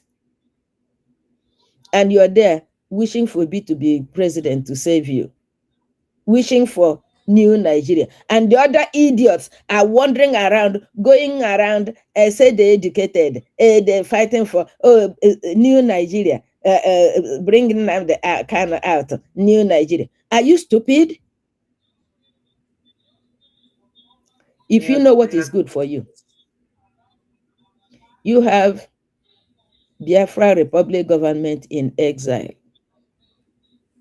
under the leadership of Honorable Mazi Ogechukwu Nkere. You don't have to like him. If he asks you for dinner, say no. You see where I am? You don't have to like the mayor. In fact, you don't even have to know his name if you don't want to. But you must pay your tax. If you hate him enough, you pack your bag, you cross the border. Nobody will come after you. But if you set the city on fire, then you have something to answer to. So what am I saying? You don't have to like Ogechukwu Nkere. If he come to marry your daughter, say no. If he asks you for dinner, say no. In fact, if he asks you to say good morning to him, say no. It is your right. But you must pay your tax. You must support your government. It is only one person at the head of the affairs at a given time. This time, it is Ogechukwu Nkere. Yes. You must support your government. You know why? That government is protecting you.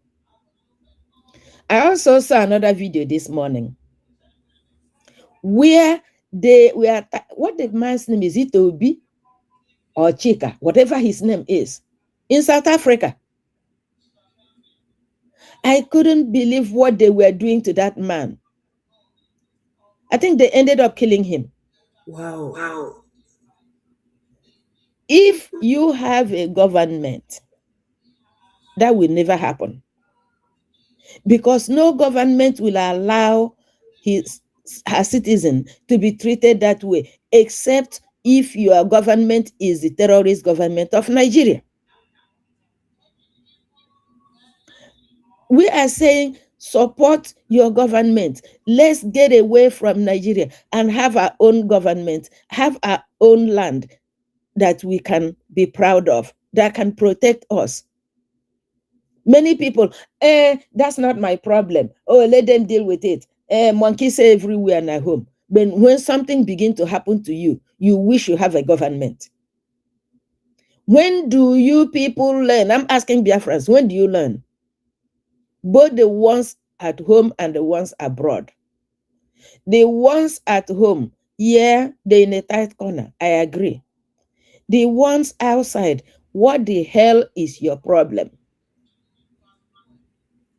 You continue to play I don't care until it becomes your turn. Come out, bring whatever you have, join hands, let's break the chain and get out of this prison. That's the only salvation. There's no other God help me in it. God can only help you to provide the means to support, but to actually put it into practice is your responsibility, not God's responsibility. You know why? That guy, I don't know who he was. He's dead now. He's an Igbo man in South Africa. When we are having fundraising, I've never heard that name. If we have our own home, probably he will not go to South Africa. Biafra land has more than enough to sustain the citizens. that you'll be so comfortable that if you're going out, you're just going for vacation, if you wish. Because there are a lot of sightseeing places in Biafra land that you don't even have need to go outside. But my people allow themselves to be turned to rubbish. And then you want to know why other people treat you like rubbish? Because you've already allowed yourself to be, you called yourself rubbish. So people treat you like rubbish. That idiot, you see, well, I never like Isiago anyway, because it has lost its value.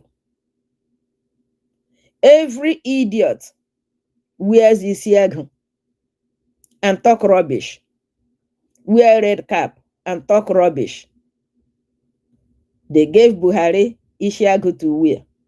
Anybody they give Isiago, why wouldn't somebody come and wear Isiago and tell you Igbo Islam, is it Igbo Muslim or whatever the hell they call themselves? Look, Biafra land is Biafra land, okay? You know, you went to church, you say, as it was in the beginning, is now, and ever shall be, world without end. Amen. So be it. Biafra land is never a Muslim land. It is not a Muslim land. It will never be a Muslim land. You didn't hear me. Biafra land, the entire Biafra territory, has never been an Islamic territory. It is not Islamic territory. It will never be Islamic territory. You get that part?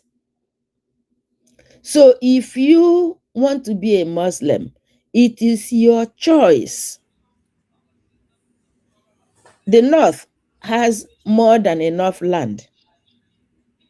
Pack your bag, move over there, go in peace. But if you're going to stay in Biafra land to do your Muslim crap,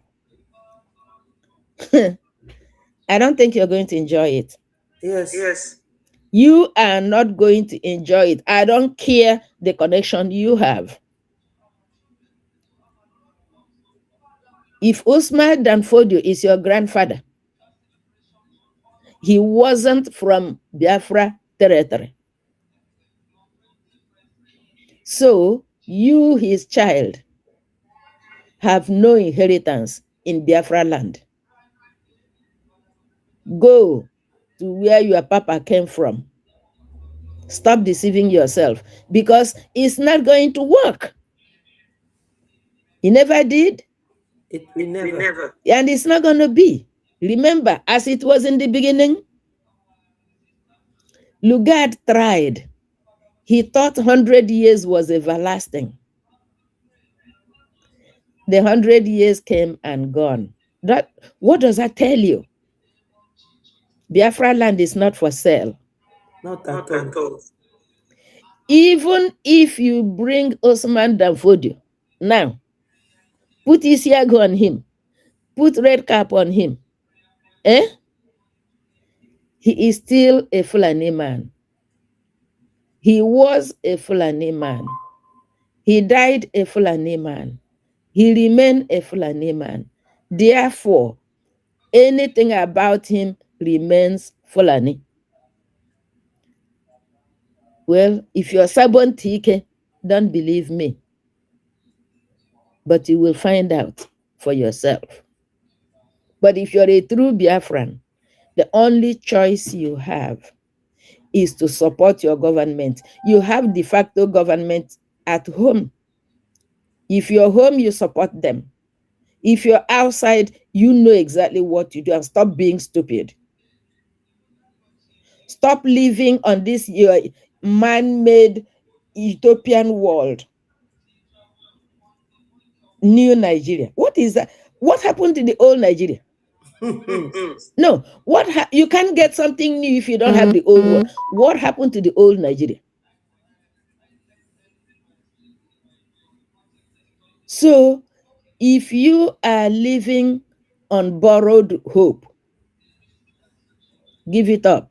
Face reality. Fulani will chop off your head. Even if you claim to be Muslim, the fact that you are not a real Muslim in their book, you are also going to be killed. You see, they use you to kill your people. Then they turn around and kill you because they know exactly who you are, no matter how you fake it. They give you money. They make sure you don't live to enjoy the money. So what's your gain? Dear friends, support your government. Stop fooling yourself. Use your brain. You claim to be intelligent. You claim to be wise. Make use of your brain. Stop wearing the wrong side of your clothes outside in the street. Okay? Adajisike. They want to be our friends. Thank you so much. We appreciate your presence. And whenever you come here, you speak to our people exactly with the language they will understand. Onye ọbụla gbara ọgwụ ya nwụọ, they will come and give you money. Iyiri isi agụ ka ọchịcha gbara shell talks. Ifepute bịa na-efegharị. Biafra can never and will never be an Islamic state. Never. It will never be. If you people don't know it now that it is because of this religion that they killed our people in their hundreds, put them in the train, 1966, and sent them down to our people. Telling you that if you don't accept their religion, you are going to be pied. They will pie you. Ebepugonu. So, Biafrans, if you are not with Breji, under the leadership of this very man, let me show his picture in full. You are working for Nigeria government. Come and join us. Join what we are doing. We are the people that knows the cure for Nigeria, and that is division, separation. Many of them are talking about separation, but some of them don't know what they want. There's a video where one young man was saying that the problem of Nigeria is not even the northerners, that it is the Yorubas. And I disagree with him to some extent, because some Yorubas want to leave, but some are dragging them back to the north. Some are dragging them back.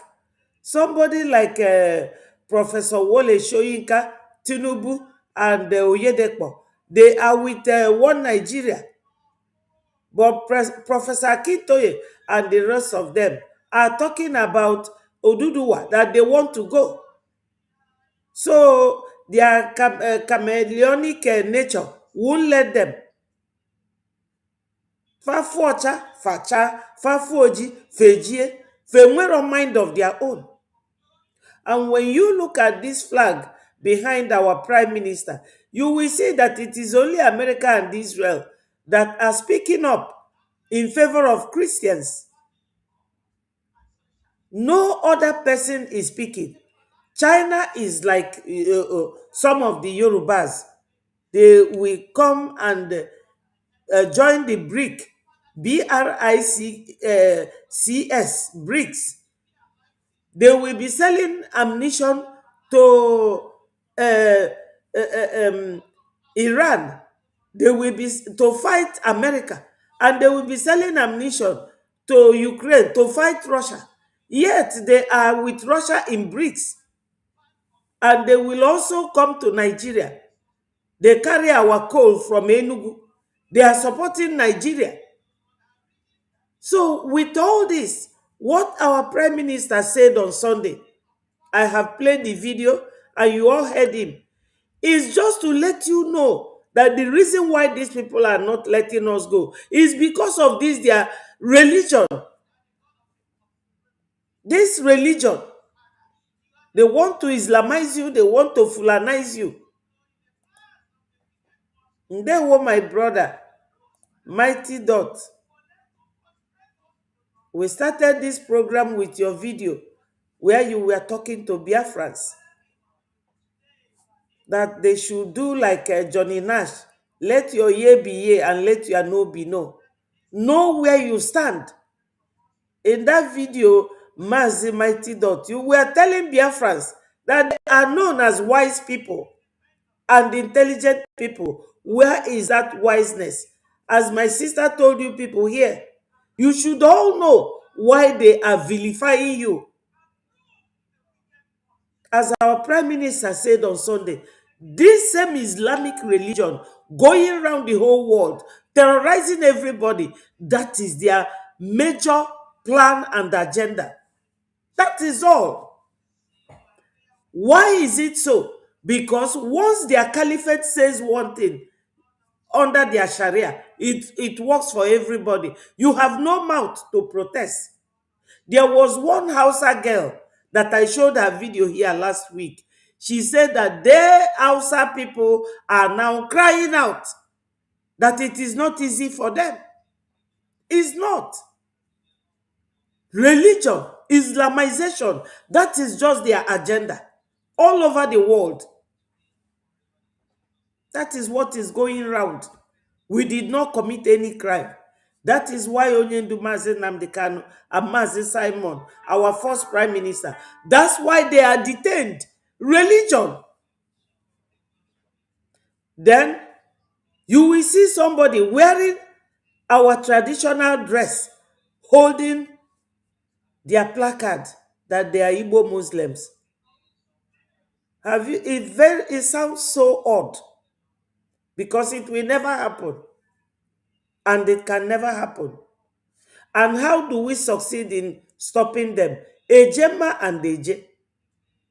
Whichever one you have, come and donate. Ejema and Eje. We need it. We have de facto government in homeland. We have Biafra Republic government in exile. So my people, anyị zuru ka eme. Anyị zuru ka eme. There is something I would have said now that I don't know if I say it, whether it is going to cause trouble, but I have to keep quiet. I know how you Biafrans works. I know how you people works. Last year, Biafrans in America, or Biafrans in America, that goes to Zion Ministry Church, I have to say it. They donated 4 billion to that church. Think of it. They donated 4 billion to that church. Think of it, where this 4 billion is donated to Biafra Republic government in exile. You see? So my people, it is all about religion. That means that you as a Christian and as a Biafran that is working against what we are doing, you are working for them. You are working for them. You can't be drinking poison and expecting that poison to kill your enemy. You have to make sure that that poison enters the stomach of your enemy before it can kill them. And there is no other way you do it than to support your Prime Minister, support Biafra Republic government in exile. Somebody here said that I'm shameless. Are you saying that kindly? Write it in bold letters. I am very shameless. Whenever it comes to Biafra, I am shameless because I'm a core Biafran. Are you happy? Are you now happy? I am very shameless when it comes to Biafra. because Biafra is my religion. And Biafra, I must preach. I must preach Biafra. Look at this man here. He said that we should educate our people. His name is Dr. Michael Rubin. He said that we should educate our people. And he is an American. Why did he say that? Because he knew that our people don't know anything. He knew it very well. They were my brother. Go ahead and talk to Biafrans. Good morning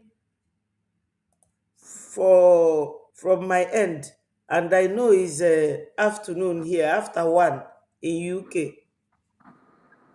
Yeah, Ndewo. yeah, I just have some minutes. I said, let me jump in and say hi to Biafrans and praise some Biafrans. Did you say somebody was saying that you're shameless? Yes. He said his name is DN Gozie Victory, that I'm shameless. I said, yes, I am shameless when it comes to Well, Biafra matter. how about he should come on, pick up the mic and come and tell us why he's telling you that you're shameless. Are you shameless more than his mother, more than his father that brought him into this world and let him live a wretched life? Are you shameless more than them? Oh. If you go and tell his mother and father that they are shameless for bringing him into this world, while he's running around shamelessly on social media, looking for who to disgrace himself for. These are people who have come into this world, they've lived all their life in hardship and poverty. Yes. And that's what they know about life. That is why they cannot stand up and fight. Why few people that call themselves politicians are just dragging their life and their destiny on the mud. They can't stand up and do anything.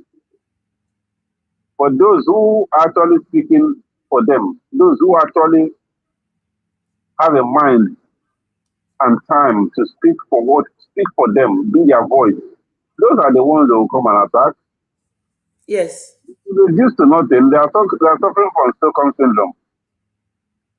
They love their oppressors. That's why you see a whole bunch of people who call themselves human beings that eat their food in their mouth. They are running around everywhere on social media, supporting that drug dealer. You see, the problem is this. Nigeria has gotten to the point, that entity, the level of evil that exists in that entity, it is so much that the people have become so numb to evil. That is why you can see a vibrant youth that graduated from college. How many years now? No job. And you see the youth is still praising Tinubu because he's a Yoruba person. The tribalism, the hatred, the malice, the antagonism, there's all kinds of bad news that exists in that contraction. Yes. Because we are not one. We were never meant to be one. And those that created it, they knew that their strategy, what they were banking on is the differences among us, the differences between us. Our differences is what we're banking on. They know that with these our differences, we can never achieve anything in that contraction called Nigeria. And at the same time, we'll keep fighting and hating each other while they are busy doing what? Sucking us dry. Because a stable nation, you can never go to a stable nation that is stable. Everybody is awake, everybody is watching, everybody is alert, and go and steal their natural resources without them knowing or reacting. So they knew perfectly well that their strategy they are coming in with the differences. We don't have anything in common, religious-wise, culture-wise, traditional-wise. So they merge us together so that it will work for them. They know that Yes. it will cause instability. They know that it will cause war, violence, and that is to their own advantage. And Yes. up to now, over 100 years, they've been exploiting us with this. And up to 100 years later, you still see people who call themselves human beings, still fighting to protect this thing called Nigeria.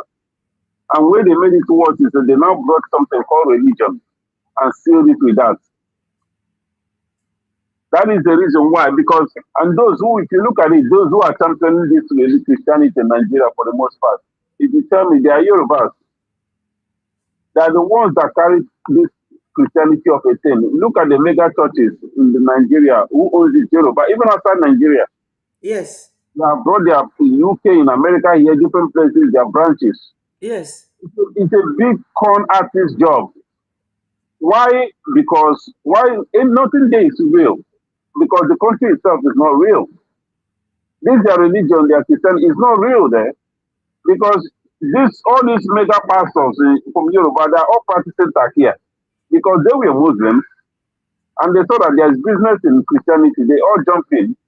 So that is why you see Adeboye, he can come in boldly and support this drug dealer without any shame.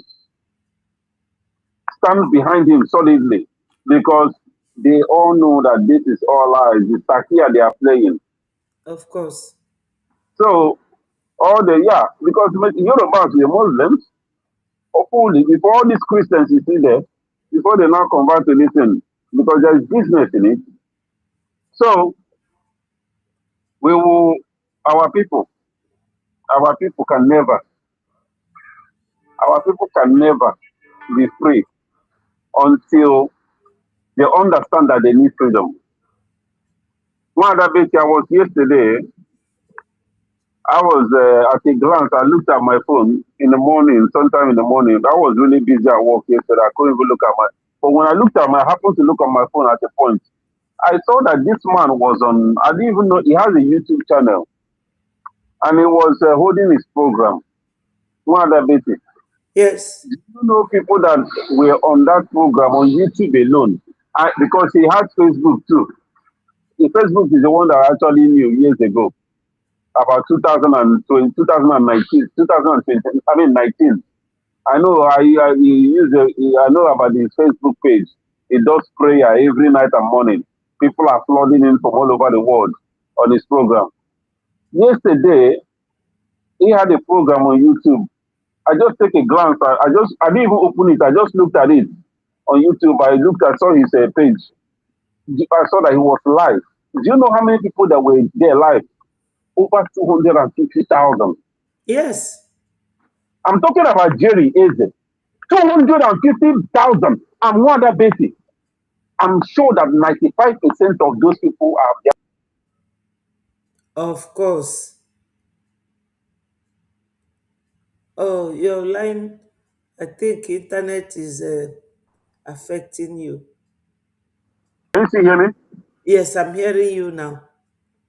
One other basis, 250,000. Yes. These are people we are fighting for freedom for. Oh, but when we have a fundraising, our fundraising, we'll be struggling. They will not come. We'll be struggling to even have 100 people, 80 people in our fundraising for our freedom. Now, you ask these people, if this church that all of you put your head in, has it brought you freedom? You are still being killed every day. All this shouting and making noise in the church has not saved your life. You go to that church, you shout and shout and shout for money, you queue in on the internet for this church service, you donate your money. At the end of the day, you receive the call from village that your mother or your sister has been kidnapped or killed. That money you donated to that church or whatever, online and everywhere, didn't save your mother, didn't save your sister. You think they are going to heaven because you donated money or what? You see, the worst enemy our people have, the worst slavery that is holding our people today is religion. Whether anybody wants to hear it or not, it is religion. This religion have taken everything from us. I'm sorry to say it. Because why, if this thing is such a good thing, our people are struggling every day. We are being killed. We are talking about our freedom. People abandon their freedom and choose religion over their freedom. And they are being slaughtered by people who also, they are being killed because of religion. Other people that have a religion and they believe that their religion gives them the right to kill others or force others to believe in their religion. Can't you see that it does not balance? We are practicing a religion that is allowing us to get killed and telling us not to fight back by other people, killing us with their own religion, their belief in their religion. Then why can't this our religion, advise us to fight back and kill these people? We are going down we are going down every day by day because of religion. Because of what we come to believe in. Our forefathers, our ancestors, if they were having this such belief, there will not be us today. There will not be Igbo land today. But because they understand that who they are matters first before any religion. An example of it is still existing today. Somebody like Ibrahim Traore, he put his people first, put his nation first before religion. Yes. Even though Islam. You see, we are in deep trouble, Wadabete. We are in deep trouble. Yes. Do you know? Go ahead. Yeah, go ahead. Do you know that, as you mentioned Ibrahim Traore, that the Saudi Arabians offered him to come and build Islamic schools? 200. He 200 rejected it. A mosque. He turned them down. If it is our people, they will jump to it. In fact, they will try to see how they can make money from it, from the contract. Our people are living. It's unfortunate we find ourselves in a space that is not real. Nigeria is not real. It has never been real. And even though I might not like what we are going through right now, but I know that we were placed there for a reason. That at some point in the future, which is today, which is now, that we are going to play a major role in rescuing the people living in that space contraction. Because our ancestors and the Creator know that at some point in life that there's going to be a monster, there's going to be something evil that will take a hold in that region. And it is only the people who are so determined, like Biafrans, the true Biafrans are the ones that are going to be the deliverance and the deliverer and the redeemer of the people of that region. And that is what you and I are doing today. That's what Mother Love and many of us are PM, many of us who are in the government of Biafra and Israel are doing today. Because whether these people like it or not, they may do better everybody in that contraption. The only hope they have is us. Yes. Whether you want to say that I'm bragging, I don't give a damn about you, whatever you say about us or about me. We are the only hope. Without us, Nigeria would have fallen by now. We are the only people holding them. Who else? Middle belt are there crying. Yorubas are there. Look at Miloko running around thinking that their presidency is going to last forever. One other basis.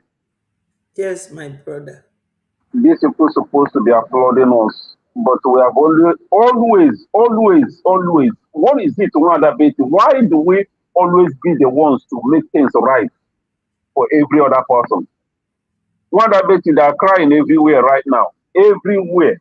All over Nigeria right now. The youth are crying from Benue. Oh, Igbos are not the problem. Oh, we fought Igbos by mistake. Oh, they convinced us they lied to us to fight Igbos. Oh, they did and that to fight Biafra. What are they? I want to advise our people, please, they should not fall to this nonsense again. Yes, their cry might be genuine, but we should not, because we have always been exploited. They have always exploited us using our emotions Yes. because they know that we are good people. They're all this crying now. Before you know it, they will come, oh, let us see, all of us join hands together and fix Nigeria, save Nigeria. Never. Please, we cannot do it without the Igbos. Igbos, you are the ones that are holding Nigeria, as they are saying right now. You are the ones holding Nigeria. Without Igbos, Nigeria is. I've seen some videos. Some people are saying that Igbos are the gods of this earth. The Igbos are God of Nigeria. This and that. All that praises, they should keep it to themselves because we have been deceived enough. Hello? Yes, we have been deceived. Yeah, you are we've been correct. deceived for a very long time. Yes. We have been deceived for a very long time. So we will continue to take that.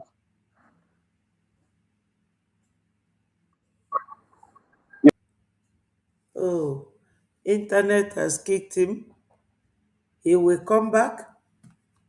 And Biafrans, when we are here, we are not here to show our faces because it is good to be looked at. We are here to talk to you, talk sense into you, so that you will know what you should know and do what you have to do. We are always setting the pace. Yes, go ahead. We have the cure for Nigeria problem, and that is division and separation. Go ahead, my brother. The only division, as you say, we're only division right now. The only cure of Nigeria is for us to go our separate ways. That is a division. We can never continue to mend and continue to be the sacrificial lamb for that contraction. We are not fake people, and we cannot continue to live in a fake country that was created to work against us. Nigeria has never worked for us. That contraction has never worked for the people of Biafra. Never, right from its creation. Instead, Biafra has been the one carrying the load of Nigeria. We have been the backbone holding that contraction together.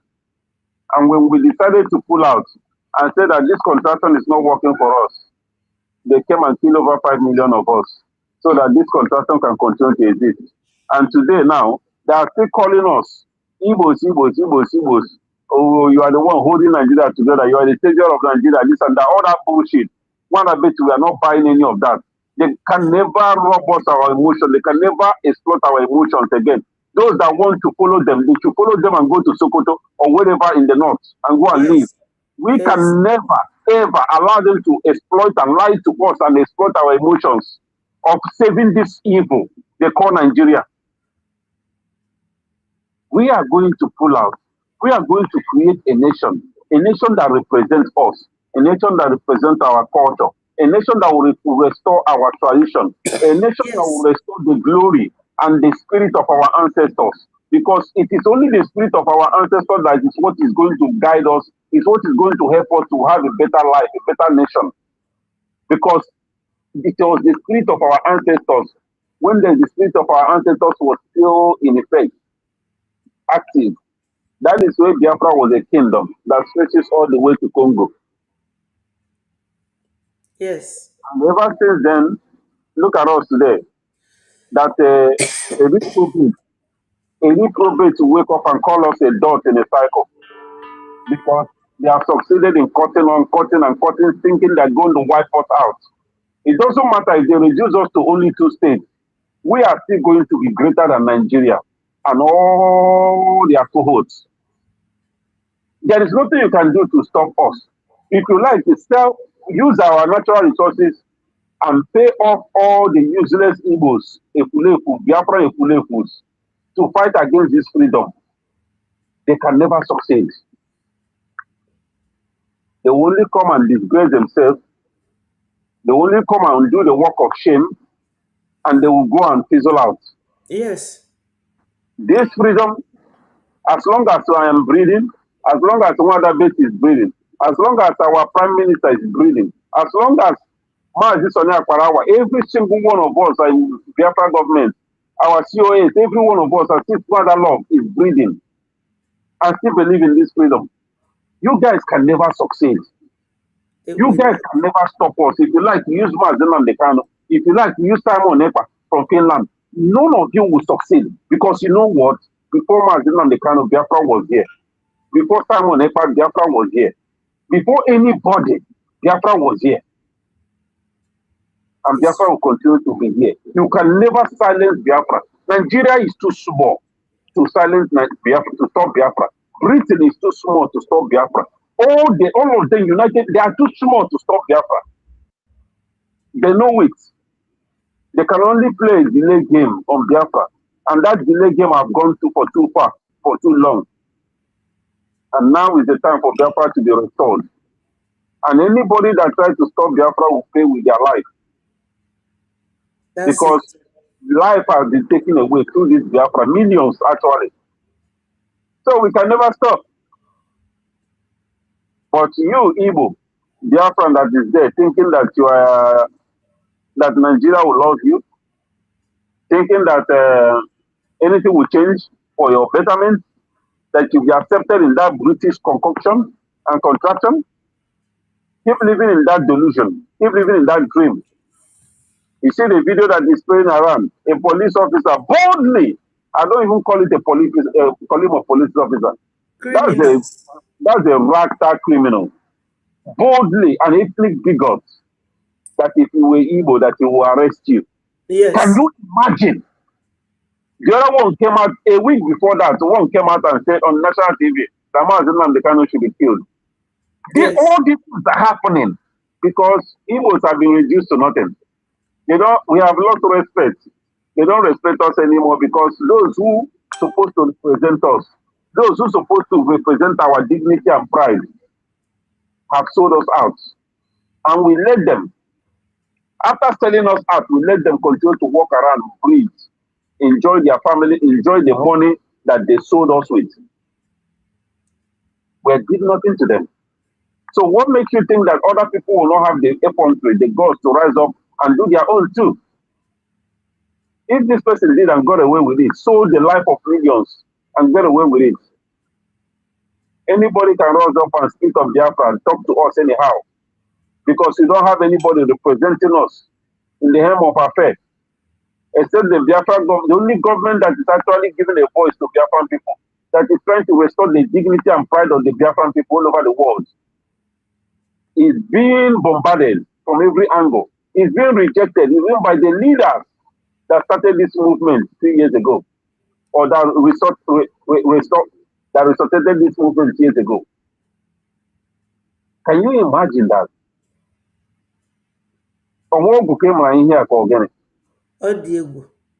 Our stupidity has fallen to the level that I can't even imagine. I don't even know what to call it. Our people, every day you see them, all they do, they're doing content creating. And I make comedy. How many times do you see people on it that are killing you doing comedy on social media? Never. When they come out to do their content creating, they are coming to show you how the money that they collected from you. That is what they come to show on content. They show you guns and money that they collected from you. They show you how they are torturing you.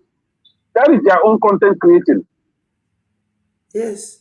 But what do you come out to do? You come out to dance. Come out to do all kinds of stupid shit that doesn't make any sense. That's what you see African youth doing on social media. All over Africa.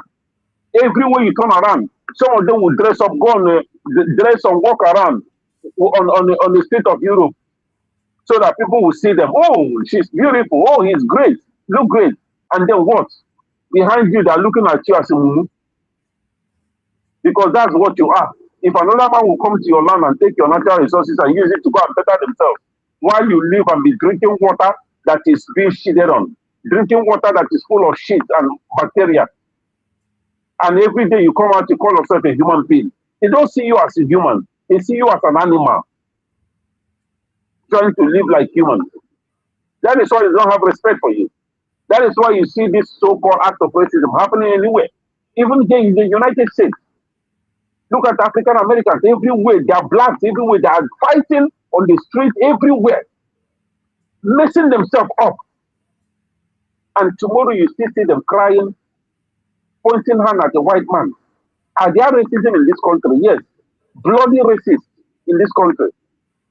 There are racism. There is heavy racism in this country. But I don't look at that anymore. Because you know why? If you as a human being, as a black person, if you know who you are and you understand your worth, racism have nothing on you. There is nothing that says that if somebody hates you, they cannot respect you. Somebody might hate you, but that doesn't stop them from respecting you. Yes. How you position, how you present yourself depends on how that person is going to treat you. Somebody that hates you already, and you are giving that person opportunity to even treat you like shit, like nothing, by the way you behave. I'm speaking from experience. Yeah, there are people who don't like me because I'm black or Africa, but they respect me. Why are we doing this to ourselves? Everywhere we are, these people are just like what is happening in Biafra struggle. We are trying to restore Biafra. We are trying to show the world that we are serious, trying to show Washington and the rest of the world that we are serious in getting our freedom. And our people that we are trying to save, they are busy destroying our efforts, making mockery of it. That is what is happening to blacks all over the world. Yes. Some of us are level-headed. We're trying to make life. We're trying to represent our community. We're trying to represent our race in a good light. And many of our people, many blacks are there doing stupid nonsense that doesn't make sense. Mm. The world is moving on. We are entering a new world, a golden age. And our people are not even prepared for it. Instead, they are busy doing nothing that doesn't make any sense. Misplaced priority all the way. In Africa, in America, in Europe, in the UK, misplaced priority. That is what you see our people doing. What is this? Isn't it amazing? What is this? We are going to, that is why I'm holding on to this Biafra, because that's the only thing that makes sense to me right now. Yes. Biafra is the only thing that makes sense to me. And because I know that at the restoration of Biafra will give us an opportunity for a new life. Will give us opportunity to correct the wrongs. Will give us opportunity to correct some mistakes that have been made. Will give us opportunity to build a brand new nation from the scratch and build it in a way that will work for us. That in a way that will work for our great grandchildren 100 years to come.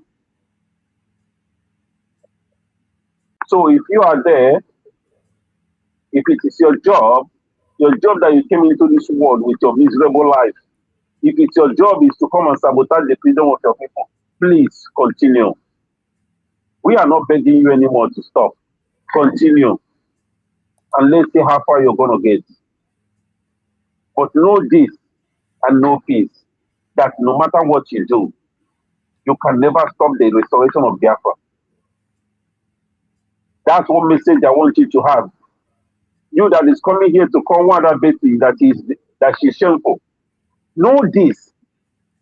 She is going to be one of the pioneers that will restore this Biafra.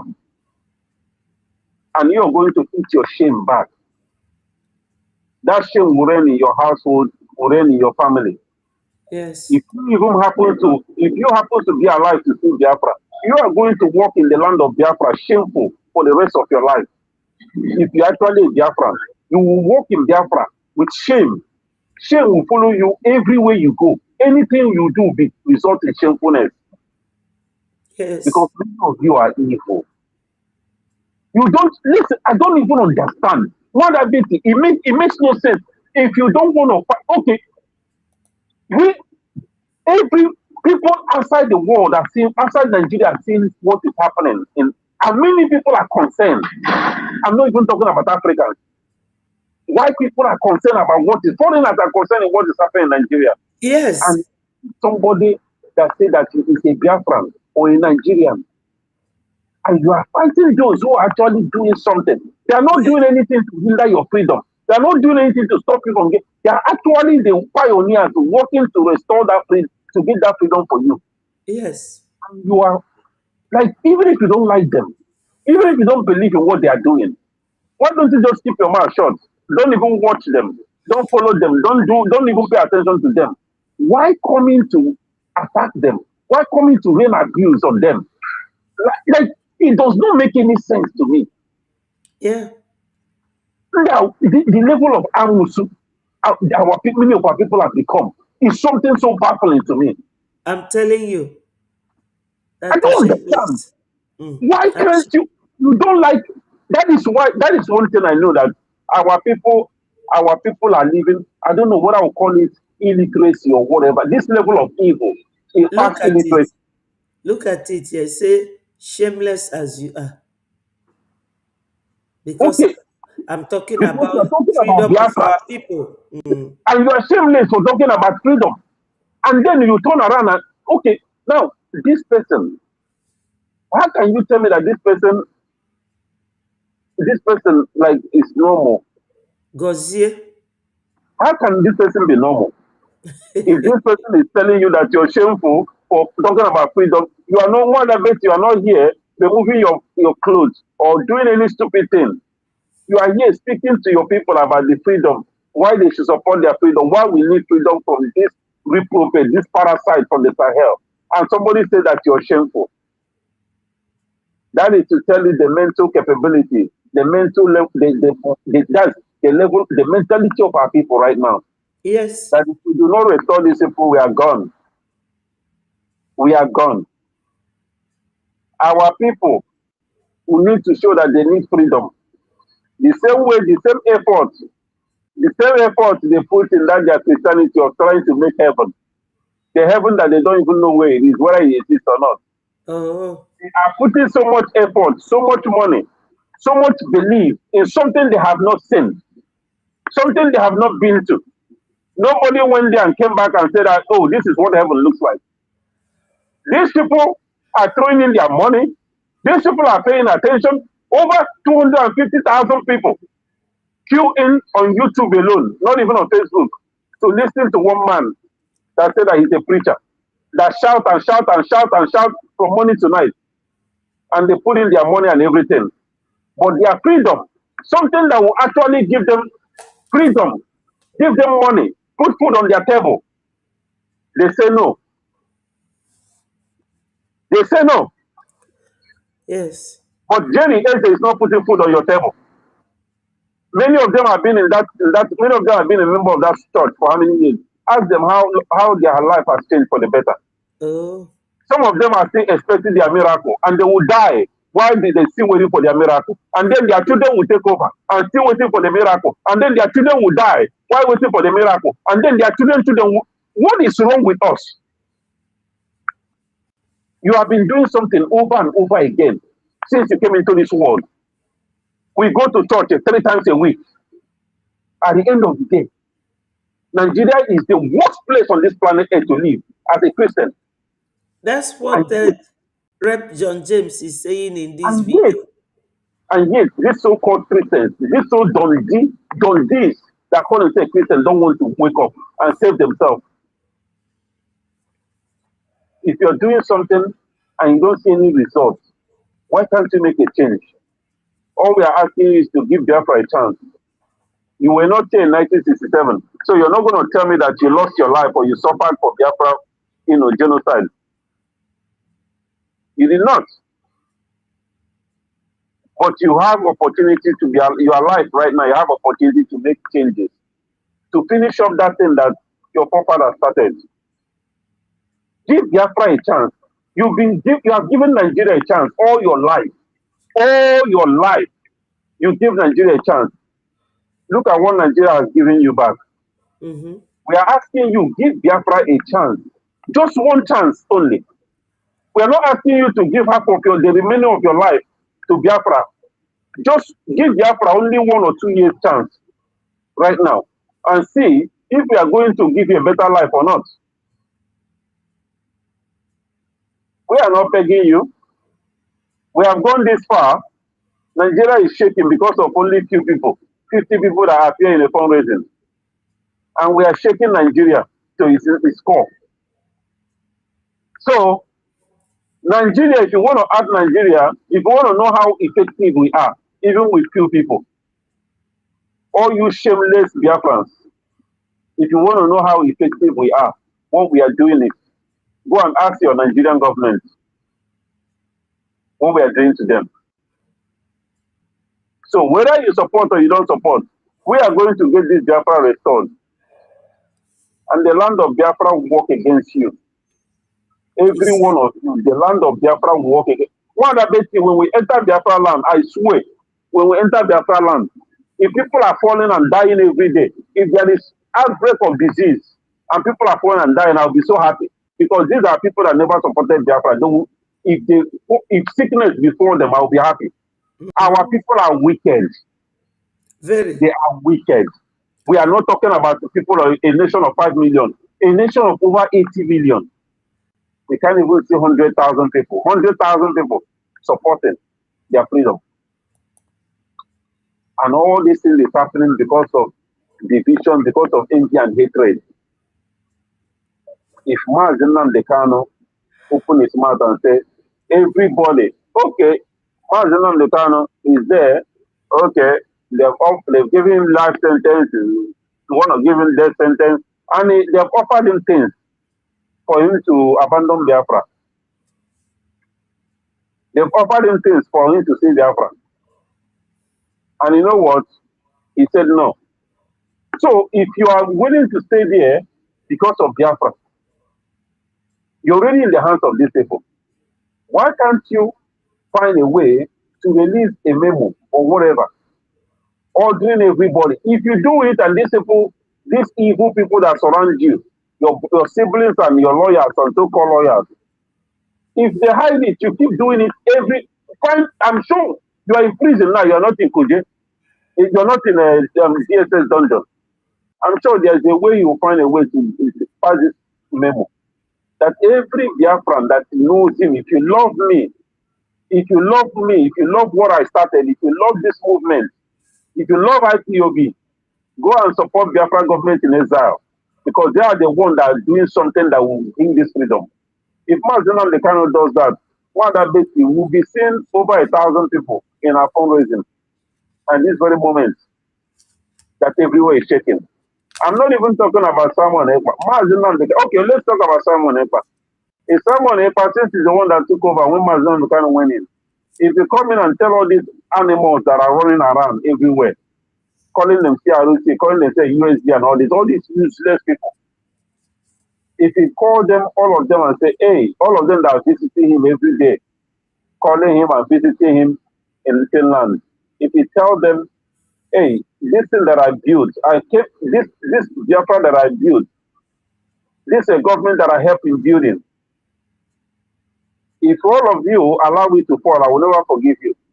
Go and join Ogechikunke to continue to push this thing to the finishing line. I'm sure even if many of them, half of them did not believe him or did not, if they don't obey what he said, at least half will turn around and join the government. It will be a plus, a huge plus. But instead, what are we getting? One that basic, we are getting attacked from the same people that we followed for this project. The same people that a lot of people followed and they gave their life up for it. They are the ones actively destroying this project right now. Yes. And from everything you are saying, when Biafra comes tomorrow, come and see the struggle, the tussle. They will come and be fighting. Let them come and fight. I'm banking on that. Let them come and fight. They don't know what is waiting for them. We are going. It's the thing that they come and. You see, that is the problem. That is the problem with our people. I don't know. It seems like there is something. There is something. Our people, they need to change. You see, human beings. Oh my goodness. Our people, the Biafrans, they think that they are too smart. Their smartness has become stupidity. It has become a curse. They think they will come and enjoy where they did not reap. They think, oh, because you are few people. They think we are few people. That when we restore this Biafra, they'll come and muscle, twist our arms and collect it from us. Including all these politicians who are serving Nigeria right now. All these people who call themselves our leaders and our representative, elite, they think that when we restore Biafra, they will come and take it. They will form cabal, they will form group. Many of them think they are going to arm youth, form their own military group that will fight this government. They don't know what is coming for them. Let them, if they like, let them sit on the fence. Let us do the heavy lifting. And when we restore Biafra, they will come and take it from us. They will die first before they will take Biafra from us. Oh. They will die before they take Biafra from us. They don't even know what, these people don't know what they are, they don't know what is in for them. Let them come. Now we are calling them to come, they are not. When we restore Biafra, let them come and take it. They already started one other basis. That's why several of them are running to Washington. So that tomorrow they will say, oh, it was us. Didn't you see us in Washington? It was us that made it happen. Before they get to Biafra land, before they get to Biafra land, their plane will crash and they will die. Yes. Because these people are evil. They are evil. Look at our fundraising every Saturday. Our fundraising. They think they are going to shame us. They think they are going to bring shame on us for doing the right thing, for trying to bring freedom for them. Shame will be on them. Anybody with evil intention, you know what you're supposed to do to bring your freedom and you don't want to do it. You're waiting for us to do the job and then you come and take over. You will die before you succeed. Mm-hmm. You will not live to see Biafra. You will not live to succeed in your evil plan. The blood of those that died, they died for this freedom. That you come and reap. You come and enjoy their blood, their sweat. No, you will die before you will succeed. We are calling on you every day and night to come and join us that we may restore what these people died fighting for. And you say no. You say no. You allow your people to disgrace everywhere. What are they saying? Look at this. You see the video of the South African guy. Our people, they will learn the hard way. Yes. You see the South African, they chema or check or whatever. That police, South African police beat him to death. And our people are making noise. Ask those people, all those people, even the guy that died, they killed. Has he ever contributed a penny for his freedom? All those Igbos who are there running around trying to fight, seeking for justice. Even in your so-called country, Nigeria, you came from, they are even maltreating you. You don't even have justice in the place you call your country. And you're going to another man's land to go and shout for justice. When I go learn, they ask you to support your freedom. If we have our freedom, what other basis? What is South Africa? What is South Africa? What other basis? South Africans will be coming to Biafra to wash plates if we even allow them. Of course. They will be coming to Biafra to wash plates if we even allow them. That is where our people are going to die. They are going to die taking in salt, dying like animal, dying like chicken. Yes. Do you know that I went to South Africa with my son? We rented a place. But before going, the person that invited us, the other person told us if we are going there, we should go with our food. I made a lot of beans and we carried it in food flask, a very big one, and bought this tin fish. Do you know that we continue to feed that family that we stayed in their place with it till we left? Oh my goodness. No food. They don't have food. The only food they have is corn. I Corn said, in the afternoon, corn in the night. We were feeding them. And when we get to our room, my son will be asking me, Mom, does it mean that whenever we want to eat, they are the dining, they will come with their plates? Are you serious? I'm telling you, we were feeding these people till we left. What a pity. And we were paying them for that room where we were. Interesting. That you become, it's just like you going, because what you're saying is like it's an Airbnb. So it's like you Yes. rented Airbnb. You rented Yes. Airbnb from somebody, and you turn around and start feeding that person. And her family. only in Africa. That's where you can see that kind of thing. One of the these people are seeing video. One of Betty, I've seen video. South Africans having a full celebration because they hired few of them to be courier drivers, driving motorcycle, delivering packages. Mm-hmm. Delivering packages, courier drivers, like you use motorcycle to deliver letter. Yes. That is what people were celebrating that they got hired. I mean, full celebration. Do you see the level of decay that our people have been? The level we have been so low. These same South Africans that are pursuing their brothers and sisters from other African countries. Yes. The same people that helped them, the same people that rallied around during apartheid. Yes. They suddenly forgot. And they now say they don't care. They they say they don't care. That they say they don't owe us anything. They were not alive when we helped them. South Africa will be what will happen to South Africa in the near future? Any other African country that hears it, they will know how to treat other countries better. South Africa will be alienated to the point that they will be begging food on the street. What will happen to them?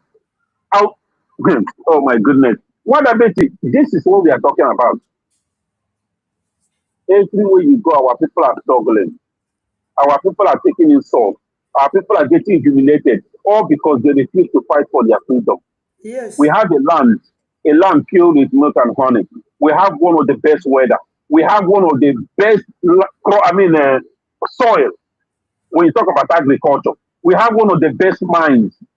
When you talk about human resources, why is it that we choose to be taking this insult? Why is it that we choose to be taking this suffering?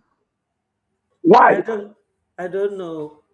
When we have opportunity to create this heaven, that many people are dying, many people are throwing their money in the church to go to. Whereas that same heaven is you can achieve it here on earth. Here, while you are still alive. But no, they want an imaginary heaven that they have not been to.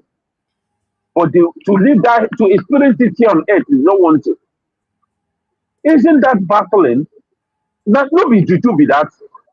Not juju. You have opportunity to live a decent life, to drive a car before you graduate from your high school, before you turn 18. Your parents will buy you a car, or you even buy yourself a car because you can walk while going to school. You can buy yourself a vehicle before you turn to 18. You can buy a house before you turn to 25. Get married and buy a house before you turn to 25. It is very possible. It's happening here in America. It's happening in Europe. What is wrong with us? We have the natural resources to make this happen. Before you turn to 40, you already have a child that is 16 years of age and they can take care of themselves. What is wrong with us? Today in Biafra land, you see a 45 years age of man has not even married, let alone having a child. All because of hardship. All because of hardship. This is not Biafra. We don't deserve this. This is not what we're supposed to be. This is not the dream of our ancestors. This is not the life. Our ancestors. This is not the life they dream for us. This is why they go to church. We are the one. We are the one that will. They flock that church you are talking about. Huh? They think that they will get salvation from the church. You go to a place that is preaching you salvation. Whereas that salvation they are preaching you is salvation for their money. To take what you have and add it to the one they have, so that they can live comfortable and enjoy that heaven here on earth. Why they are offering you an imaginary heaven. And the price for that imaginary heaven is for you to go to every Sunday to give your hard-earned money. You are paying for the heaven that you don't know where it is. But while you're paying for that heaven, somebody else is using your money to create their own heaven here on earth. Yes. Isn't that shameful to that idiot that was calling another baby shameful? Ask him now. On Sunday, we go to church and donate money to his pastor. But he does not have electricity. He does not have the running water. Isn't that shameful? Another baby. Honestly, our people, they need deliverance of the mind. Yes. This mental slavery is real. It's worse than the physical slavery. I'm telling you. This mental slavery, because this one is an invisible killer, and he has destroyed us for a very long time. Yes. Look at our people, look at what we are become. We are orphans, we don't have we don't have nothing. But one person, one leader, one government that is decided to carry the load, to say, no, my people cannot continue to take this nonsense. We have to give our people a better life. We deserve better. Our people have refused to follow that government. Yes. All of you will fall to your face when Obi disappoints you guys again. All of you that flock into Obi, Nigerian politics, 2027. I'm sure, I hope after 2027, some of you will just go and die, kill yourself. Because nothing is going to change as long as you remain in that contract of called Nigeria. Tinubu would rather die than to let anybody to climb that seat again. He must do it. What I mean, this man is full of pride and ego. He must do Tinubu, that drug, he must do it 8 years. You think he's going to let anybody? You think Tinubu is going to let anybody disgrace him by being a one-time president in a corrupt nation where you buy votes, where you can muscle your way in? He will not allow them. Oh man. A country that has no law. No law. As long as it's you survival of the fittest. So this people think that drug baron will let anybody disgrace him by becoming only one-time president? No. No. He will not. Now, these people, Nigerians, I have never seen the level of stupidity they have become. The level of uselessness these people have become. That even a common sense that a child of 5 years of age is even more smarter than Nigerians today. They say every 4 years they deceive them. Some people have seen election 4 or 5 times presidential elections. Some people have seen 20 presidential elections, and they voted in all that, and nothing has changed in their life for the better. And they are still hoping. And then you wonder if these people, the kind of spell that is being casted on that contraption is out of this world. Yes, it is out of this world. Because I have never seen, I've been looking and looking, I've never seen any nation, any place that there is so much dodgy in one place like Nigeria. And they are the ones that make noise too much. They are the ones that make the most noise everywhere you go. But yet, they allow few people to make their life a living hell. Look at what they are doing to Nigeria before I hang up one other bit. Look at what these people are doing to Biafrans again. Nigeria. Yes. And every day they keep whining and whining and whining and crying like babies. Whining and whining and whining. They are not doing anything about it. They are not doing anything about it. They can't even they can't even remove a local government chairman in their village. They can't even remove a local government chairman. They can't. Drove him out of all these people that are making our life a living hell. These Biafrans youths can't even go after a PG or a local government chairman.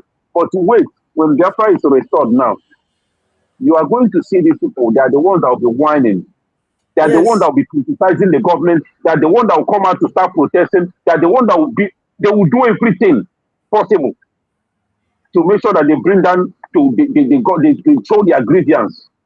But look at what Nigeria is doing to them today. They are not talking. They are not doing anything. Why is it that we are so strong when it comes to our own? That's when we have strength.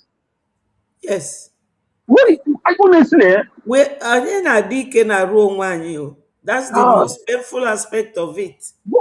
honestly, this thing is just taking my breath. I don't understand. I don't understand this kind of thinking, this kind of behavior, where it came from. This is sad and it's very dangerous. But I got gone ever. I swear, we are going to cure you of this useless and stupidity. Yes. Upon Biafra land, as long as you want to live in Biafra, and what I bet hearing many of you saying Biafra, nobody is more Biafra than each other. Biafra is all for all of us. Nobody is going to chase you away. What than a lie. These people that are fighting against this Biafra, nah, come on, not lie. We will chase them away. Yes. They will never. There are people that are more Biafran than others. Because if you say that you are a Biafran, why are you not fighting for it? Oh. If you are a Biafran, you said I'm not more Biafran than you. What are you doing to represent this Biafra? To see that this Biafra come to life? All this one at the top, honestly, I know anyway. But when the time comes, we are going to know. We are going to define who is a true Biafran and who is not. What are we to say? Hello. Our people just honestly, if you're thinking our people, you might lose your mind just thinking about the behavior of our people. When are we going to stop this shame and disgrace? When are we going to stop this madness in the market? This disgrace. We are shaming. When are we going to stop and sit down for once and say, please, let's just make a U-turn, and do something right for once in our miserable life? We need Biafra. We need Biafra. We have served Nigeria. We have given Nigeria everything. We have given Nigeria over 5 million bloods, over 5 million souls. We have done enough for Nigeria. Yes. We need Biafra. And if you think that we don't need Biafra, may woe befall you. May you die. So shall it be. He said, Dalo, God bless you. There's a video that where El-Rufai was making his crying sermon with his Arise group. And I just saw it on our information minister's platform. Let me play it and let's hear what it is saying.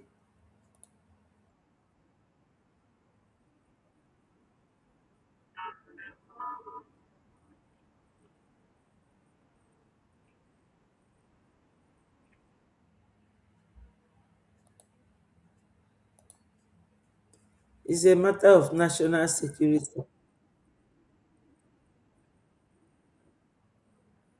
If it is a matter of national security, is the federal government not seeing Gumi and Kashim Shetima that formed Boko Haram? Let us just listen.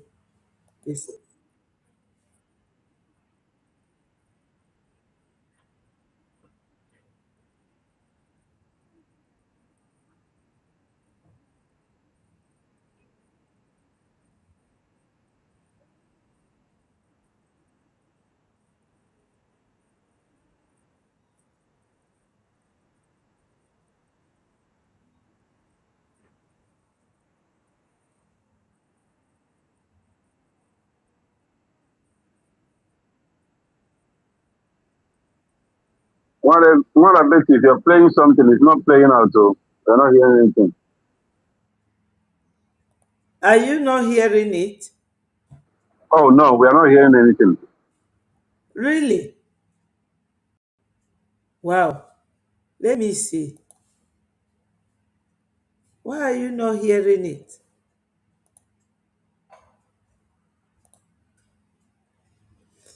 Let me play it again. Tell me, please.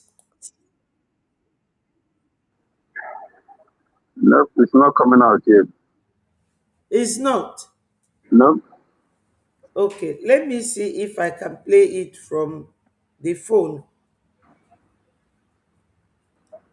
this call, insisting that Nnamdi Kanu's Yeah, it's prosecution playing now. is a matter of national security and not religion. And I'll take some responses on X. Woke wrote, foreign lawmakers are free to express their views, but Nigeria's courts and legal processes ultimately determine cases within the country's jurisdiction. If there are concerns about due process, they should address rule of law, not political pressure. At the same time, Nigeria's human rights record and security challenges will continue to attract international scrutiny.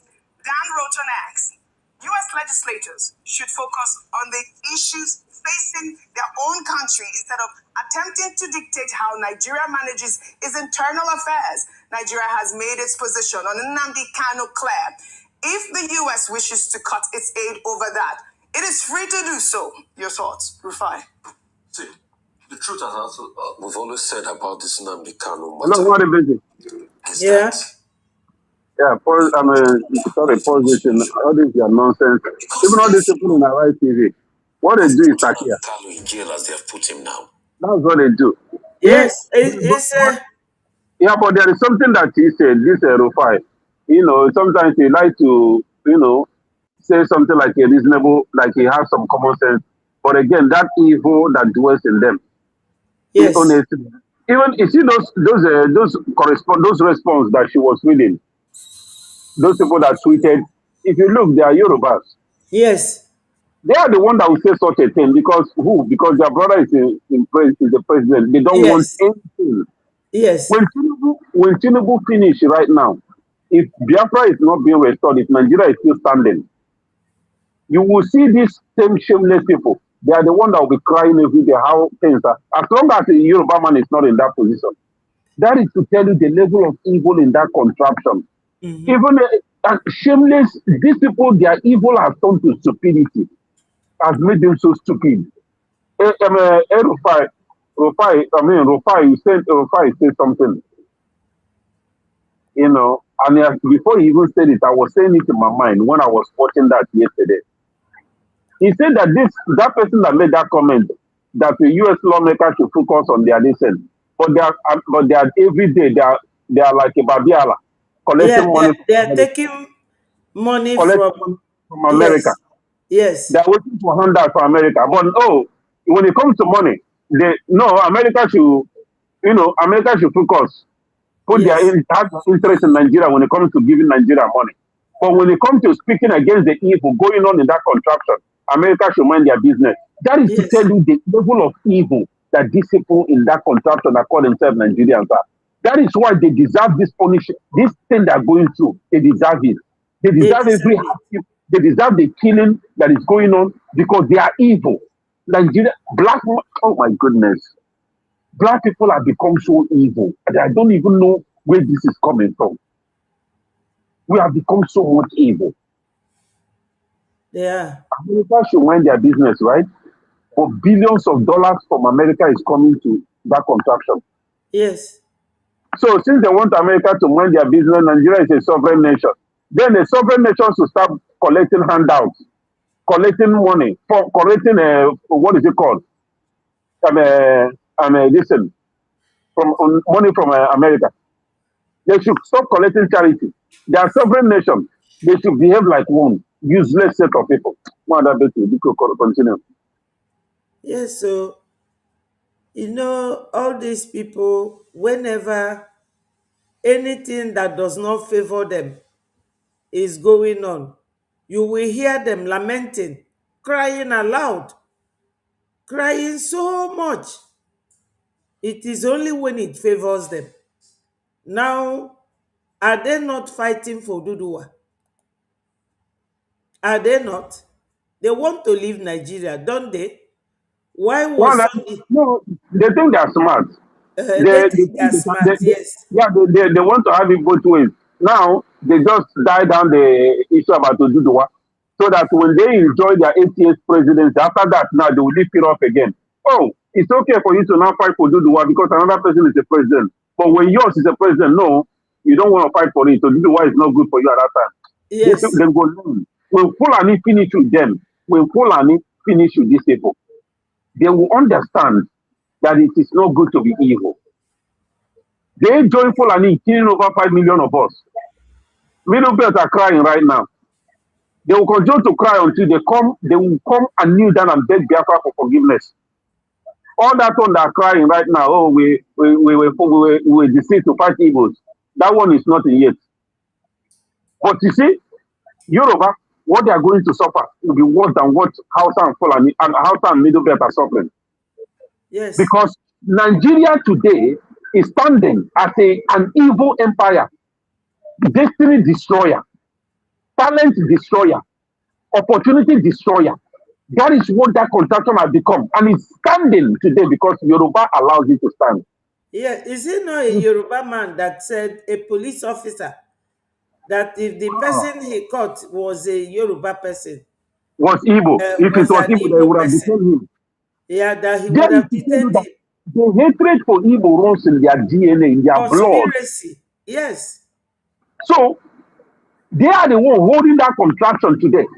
Now, I've said this before.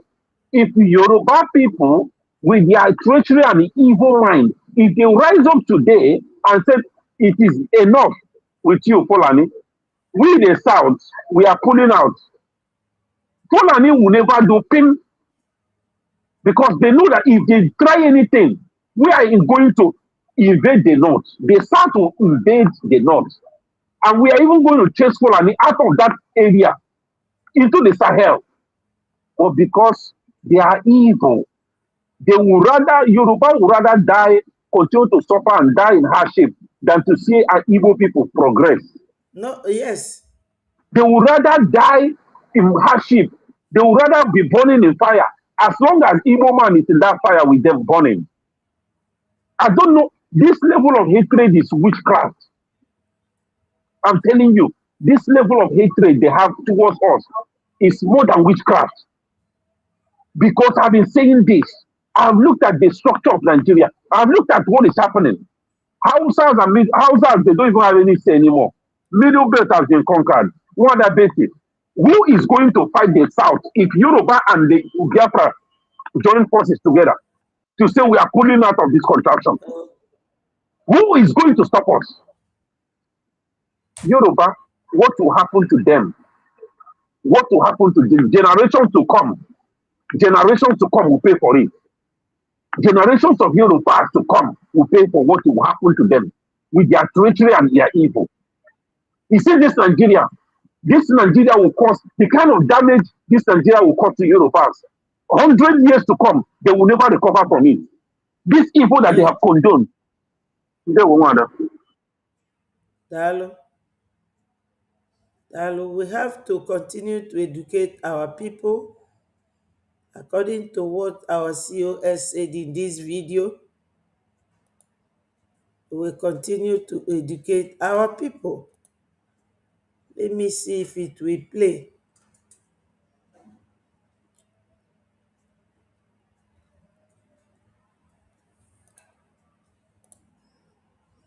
It's not stopping.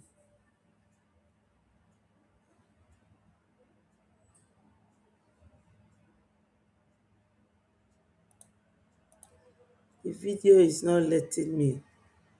You know, VOB, I don't know why it acts so temperamental when it want to play it. It will not play.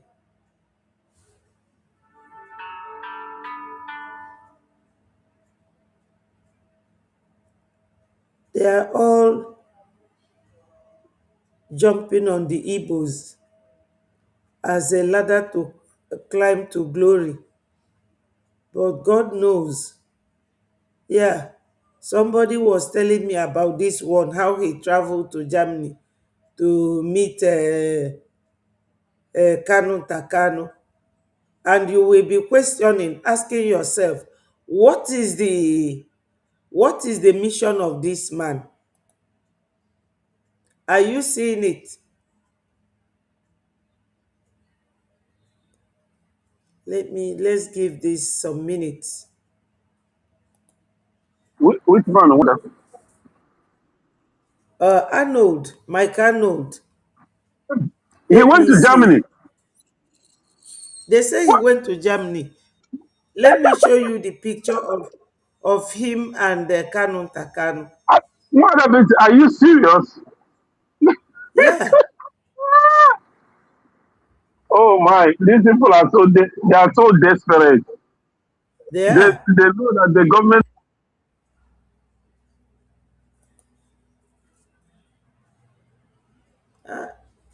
It's not showing again. Oh, let me see if I can show it to you. He's just standing with what's his name? Meme. Or is it Meme that is his name?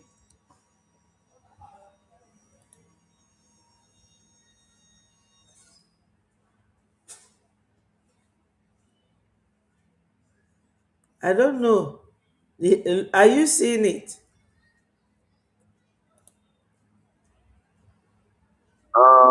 Oh shit. Have you seen it?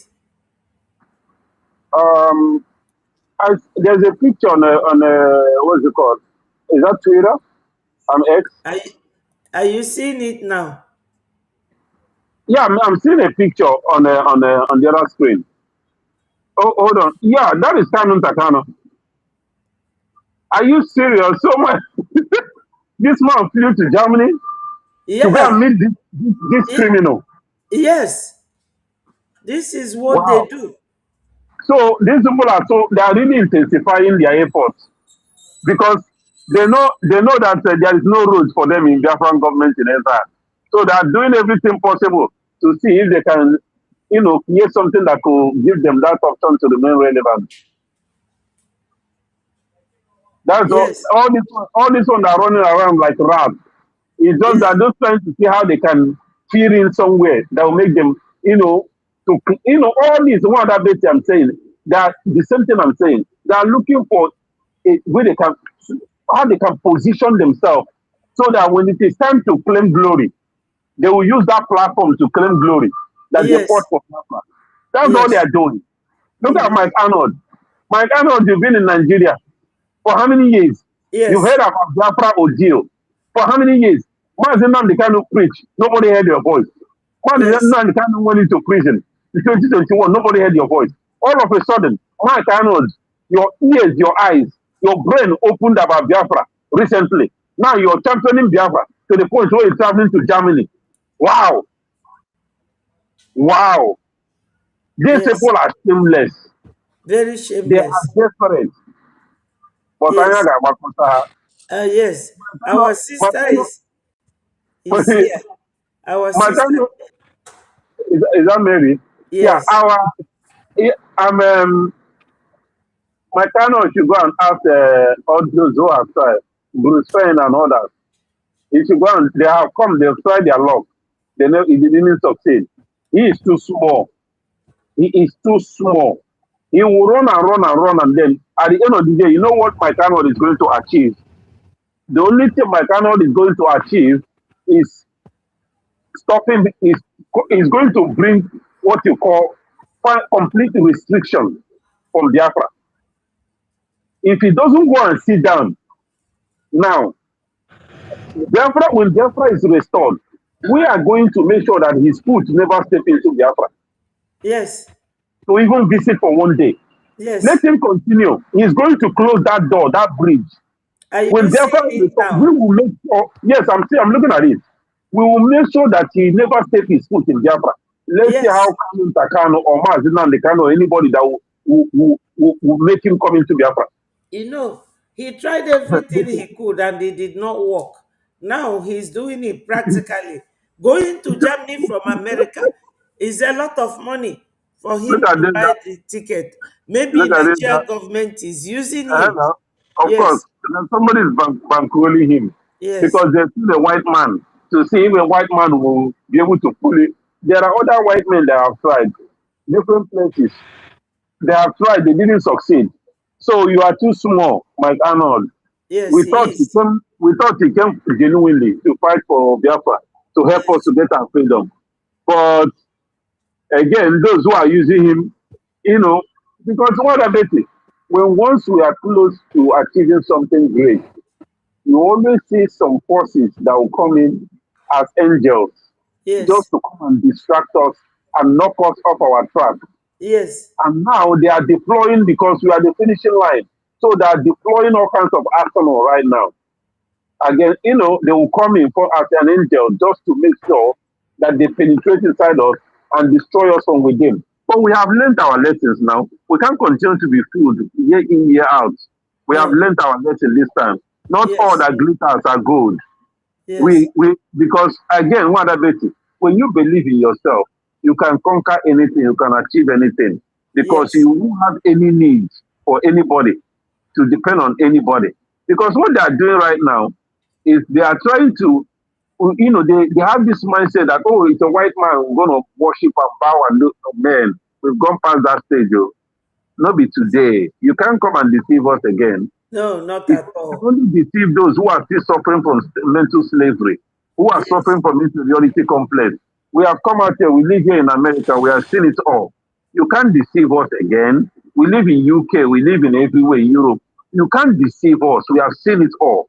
We know Yes. our worth, we know our value, and we know who we are. That is why we are standing our ground. That you can never take our ancestral land from us. It doesn't matter what you do. And what is it deposited in our ancestral land by the Creator belongs to us, not to you, not to any goddamn soul, but to Biafra and the people of Biafra alone. And we are Yes. going to take back what belongs to us. Even the ones you have taken from us and put in your museum, we are going to collect everything, and even with interest, all the money you have made with our artifacts, you are going to pay them back Yes. before we can give you any natural resources in our land when the time comes. Is there one other? Is there one other Mary? Yeah, Mary, go ahead. Thank Thank you, my you. brother. Thank you, mighty dogs. Thank you, Okparawa. Hey, good afternoon. Good afternoon, everyone. Mommy Betty, good Yo, afternoon. yes, Welcome thank to you. Hey, Sesong. say Yeah. some. Now, I come me, because you are a caro, mama. A kaki called the Bibio. Mama is a car.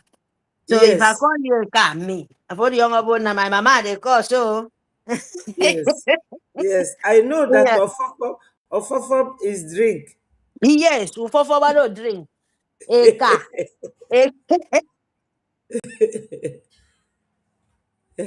Go ahead. Hello, Mary, are you there? I think this internet is kicking her up and down. Mary, are you still there? Wow. Okay, go ahead. Yeah, thank you very much. I will just Yes. pack because of the network. It's doing somehow. So I just come inside. Yes, Oh, my people. Good afternoon, everyone. Good afternoon, Mighty Dot, my big brother. Good afternoon, our leader, Mati Okenkere Abasi. The man where they say there, now some people make him be the monsters. Mama, nah, he makes me come because of the war. They yes. said then some people make our prime minister, okay, Nkelebasi, make him the monster he is. They forget say me myself, I love monster well. Especially, yes, so I want to tell the world, me, I love monster where they, where they fight. Say when you be monster, you have to tear the bad monster. This one a good monster. That is why we pet him like egg. So I'm sending this message to that woman before we come to the topic. I send this message for the Arabu Komkom, Arabu Fulani. Yes, he's not yet crying. You see that monster? You see, you even make sure say na illiterate where they carry back. They go America. Which America when they go for the backyard hotel like your own? No, he's going to the highest table when even our forefathers was trying to even to just to tell them, please see me. They did not talk less of the office. But this one now, this monster, where the America did not Trump, the politician, let me just say the parliament of America. They take this monster so serious. Come be say me, when I have it, I have this monster in my hand. Why I will not be so proud, Arab? So I just want to answer you this message. Mary, we are not hearing you again. The important. Oh my goodness. Can you hear me now? Yes, I'm hearing you now. Go Okay. ahead. I hope everyone can hear me. So I want to Yes. send the message to Arabu Fulani that illiterate, you forgot that all of you people was be among them. Then he look, he used his microscope, look am like this, far, far away, say, no, I'm a very, very intelligent monster without no speaking. When I speak, they said, action is speaker and, is heavy than to shout like, like mad dog. Mommy Betty, can you hear me? Yes, I'm hearing you. Go ahead. So, I want to send this message to Arabu Fulani that that big back is going to, professional, intelligent table. That is where that bag go to. Yes. And that monster is meeting, the most highest monster, intelligent, clever, how to organize the nation where me Mary asking for them to come. And that monster, they do that. But you, your own, waiting be your own, empty water flow back. Empty, not even come where we say if you carry get weight. I mean water flow back where you go carry and come out for your own house, go market. And you will still carry empty too, go back house. Imagine you, Arabu Fulani, Nkozi Arabese. You know the shame? You said you have what did they call? United States of Fulani. You are a sovereign state. And you still revise back. Say we don't need lobby. And you now, you want to take you don't turn to, you, Arabu Fulani Nkozi Arabese. You as a sovereign state, but you don't have where your embassy there for, that Nigerian Sioux government, where you said your country there. Do you have embassy? Do you have roads? Do you have if the Nkita where they follow you? I don't blame them all. I blame the Nkita, the Fulani Nkita, the dogs where they follow you. I only blame the Nkita, the dogs of Fulani. Where no get sense. If you save your coconut, your head, where they say if you open coconut, you go see water, dry coconut. But your own, you don't have even single water. The coconut don't dry finish. It turn to those skimo where they come inside. That is what inside you. Yeah, this is our head office. Yes. Here. So where is their own head office? This is our head office at the background where our PM is sitting. Where is their own head office? I want to know. You too much. You too much to show them. He own a restaurant, one back of restaurant. I don't know which part of America we instead. A restaurant in short, no even better one. Oh. All this, all these Fulani restaurants. That is where he has his own. So me, I'm coming for him. So my friend, if you don't know who to call, Arabu Fulani, Nkozi Arabese, shut your mouth up. We don't want to remember you yet. Dance your crooked dance because we will play the ribbon for you. Why you will be dancing? You understand? Because we don't have time for you anymore. We don't have time. Please, we don't have time. But when our Prime Minister, the monster where we love so much, I cherish him so much, when he play the ribbon for you, continue dancing. Because we don't see you. We don't see you at all. So this message meant to him, to her, and message all in Kita where they follow them. Because all of them no get sense. If you get sense, single brain like this cell in your head, you know what? You will know what to call a new nation, what you want to fight, because the country you are, they did it. We are fighting for Donald Trump to come and make us, recognize us, and give us our freedom, and make sure we are a sovereign nation. Biafra land will be a sovereign, it was, but not as this, this model way. We have our nation. Now we are looking for international wars. We looking for Trump, him to come and divide like this. Say, see Nigeria here, Biafra, see your own. Who want to go to Nigeria? You pack all your nkita. Follow go there. We don't drag at all. That is why I always say Donald Trump, please, we never be in Nigeria. We never be in Nigeria. If any woman been for this ethnic, what if because they never know, they don't know what is called peace. All the four corners, they are in pieces. So when none of you people need peace, know that there is somebody, children will not kill. Children went the genocide of Biafra. Make you people remember that. If you need peace, you did what we need. It's very, very simple. But if you don't need it, whosoever want to cry, whosoever nature want to turn them upside down, believe me, we are ready. We know they hide mouth. Because Nigeria never be a country. Nigeria would never be. Nigeria is a a business partner nation. A business partner, not even a nation yet. Nigeria never be a nation. My mother, my father never said Nigeria as a nation. Britain come and join them. They come for banga. Not even the oil where they for grano. Now the banga and goko. Banga and Cannever oil. Now Europe, Britain come. After they come now, they still say, oh, now so these people get banga, palm oil. Remember, now Britain no come for the oil where you wait there for your ground and where they kill you like say they be rat.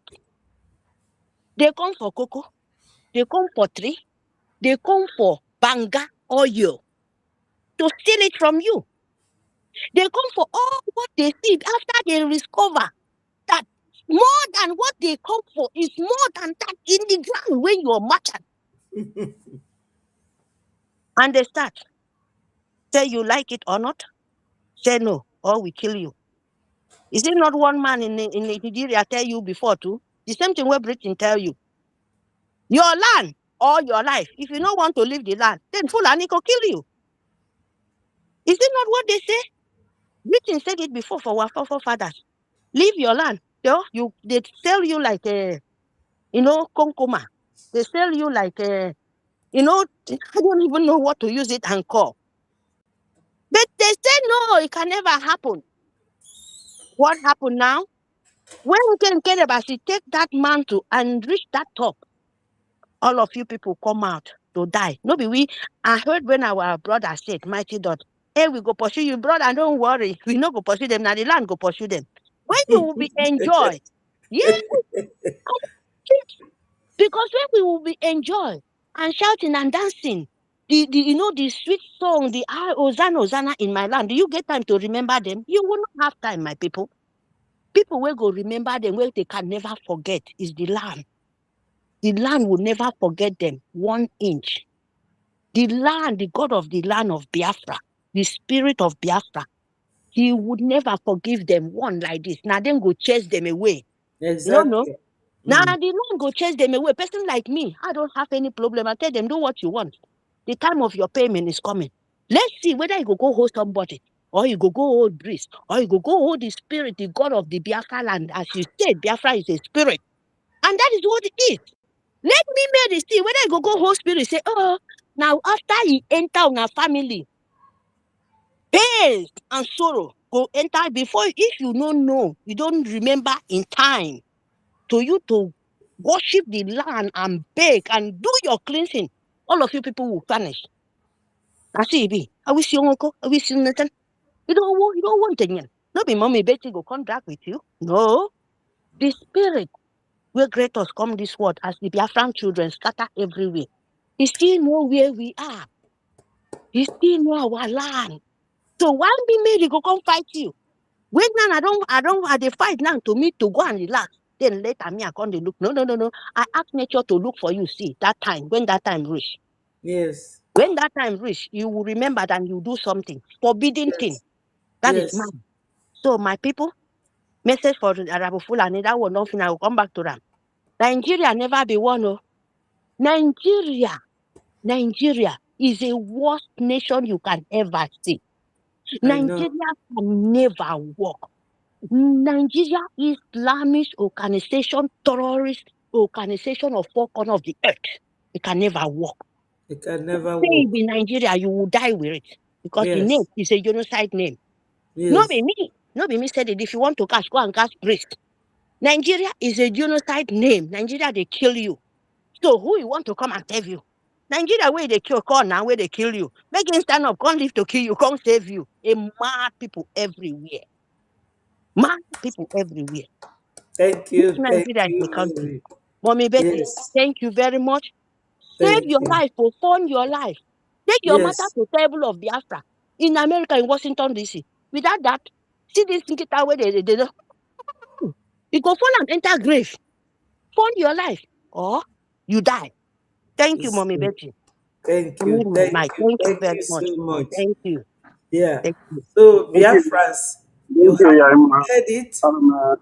Yeah, thank you, Yaima. Yeah, I was gonna say, our people, you are doing something over and over again, and you keep expecting the same result, or you're expecting a different result, and you're doing something and over again. I mean, that is what they call insanity. Unless all of you are going crazy, unless all of you are now mad people, it's time for you to do something different. And what is it? Let us try this thing that our forefathers tried, that they wipe out over 5 million because of. You ask yourself, why did they have to go to that length to kill over 5 million people just for asking for freedom? They know that there is something you have that they want. There's something you have that they will have to kill you to get it. Yes. And they have been killing you for years to make sure that they keep getting that thing. It might not just be your natural resources. So why don't you find out? We have given Nigeria so much. You have given religion and so much. What have you gained? All the things you have invested your life on, Nigeria and religion. You invested your life in religion and Nigeria. Those two things have taken everything from you and have not given anything back. Nigeria has not given you anything. Instead, they have taken everything from us. Religion has not given you anything. Instead, it has made you even more stupid to the point that you can't even fight for your freedom. But you're willing to give all into religion. You're willing to give all to your pastor. You are willing to give all to your reverend father. But to fight for your freedom, something that will give you everything. Okay, let's say this. How about you, right now, try and fight, get your freedom. Then when you get your freedom, there will be so much job. There will be so much money. You can, if you want to donate to your pastor, build house for your pastor, your reverend, you have all the money to do. Nobody will even bother you. Nobody will talk anything. You can spend money as you want on your pastor. But how about right now, get that freedom, the freedom that will give you money to give more to your pastor. The freedom, since you believe that by donating, doing offering and donating, that will take you to heaven. That will make you a good person, or for you to gain favor, whatever. Now, when you restore your freedom, you have more money to donate. If that's your issue, you even donate more money, and you will stand more chance of making your heaven or making your God happy. But you can't lose on both sides. You are poor, and at the same time, you are not even sure of the heaven you are pursuing. Because many of you go to church there, you don't even have the money anymore to give offering to. This is not life. We are not living. We are living in hell. Yes. We are not living. We are living in hell. You are in hell. You in that contraction. You are living in hell. You need to come up so that we can create this heaven. Heaven. It's terrible. Terrible. So, a word is enough for the wise. It's time for us to come out of our foolishness and be able to build a nation that our people, our generation will be proud of, generations to come. It's time for us to restore our dignity and pride. It's time for us to give ourselves a resemblance of dignity, a resemblance of pride. Like we need to live like human beings. We are living like savages, like animals right now. This is not life. This is not what this life we are living is not this is not how we were not created to come into this world and suffer. What is the need? Have you asked yourself a question? What is the need if your sole purpose is just come into this world, suffer, and then die in hardship, in suffering? Does that make any sense? Do you think that your God or your creator is that stupid or foolish to create you that you will come into this world and suffer and die? No, that is not the design. It is human being like you decided to put you in this situation you are in. And you have helped that human being to even put yourself in more deeper hole by not acting, by not reacting, by not fighting back. A human being like you with one head decided to put you in this hardship, decided to steal your destiny. You have the power, you have the might, you are powerful enough to go and fight back and take what belongs to you. Because you know why? You are not fighting alone. You are fighting with a group, you are fighting with a government that cares about you, a government that has been formed so that this government will help you, would be the symbol of our freedom. This government, all of us will rally around under this government to fight these people that have taken everything from us so that we can get back what they have taken from us. Yes. You cannot fight it alone. You need a government to fight it. And there is only one government that is capable of doing that, right? It's already doing that right now. And the government of America, the United States of America, recognized that's the Biafra government in Israel. It's being led and headed by His Excellency Mazobe Tupunkere, that Washington knows today. Lawmakers of the United States knows today. So come out of your foolishness, come out of your envy and jealousy, come out of your stupidity, and let us represent who we are. We are Biafrans. We don't carry last. No. We are Biafrans. We are not, we don't carry last. We are pace setters. We are builders. We are creators. Nigeria has tried to reduce us to nothing, to savages. Let us tell them no. They can never change our destiny. They can never change our life for the worse. They can never take away our status as creators, as inventors, as pace-setters. We are Biafra, for goodness sake. Let us represent who we are. Let us restore our lost glory, our dignity, and restore our respect all over the world. We are taking insult everywhere, all over the world because of Nigeria. And you all know it. Nigeria is the reason why we are being insulted all over the world. We are being killed on the streets in a foreign land like animals. We are better than this, my people. We are better than this. Let us put our envy and jealousy aside for once, and fight for this freedom and restore our dignity and live like human beings. Thank you, my people. Thank you, Thank Biafrans. you. Thank you. Thank you so much. Biafrans, we love you all and we leave you here. We have tried for today, 3 hours going to 4 hours program. Everybody should learn from it. As our friend Dr. Ruben told us, he said we should go and educate our people, and we are doing everything humanly possible to educate you people as much as we could. So I am going to say bye-bye from here, and I'll see you tomorrow. Thank you so much. Bye from here.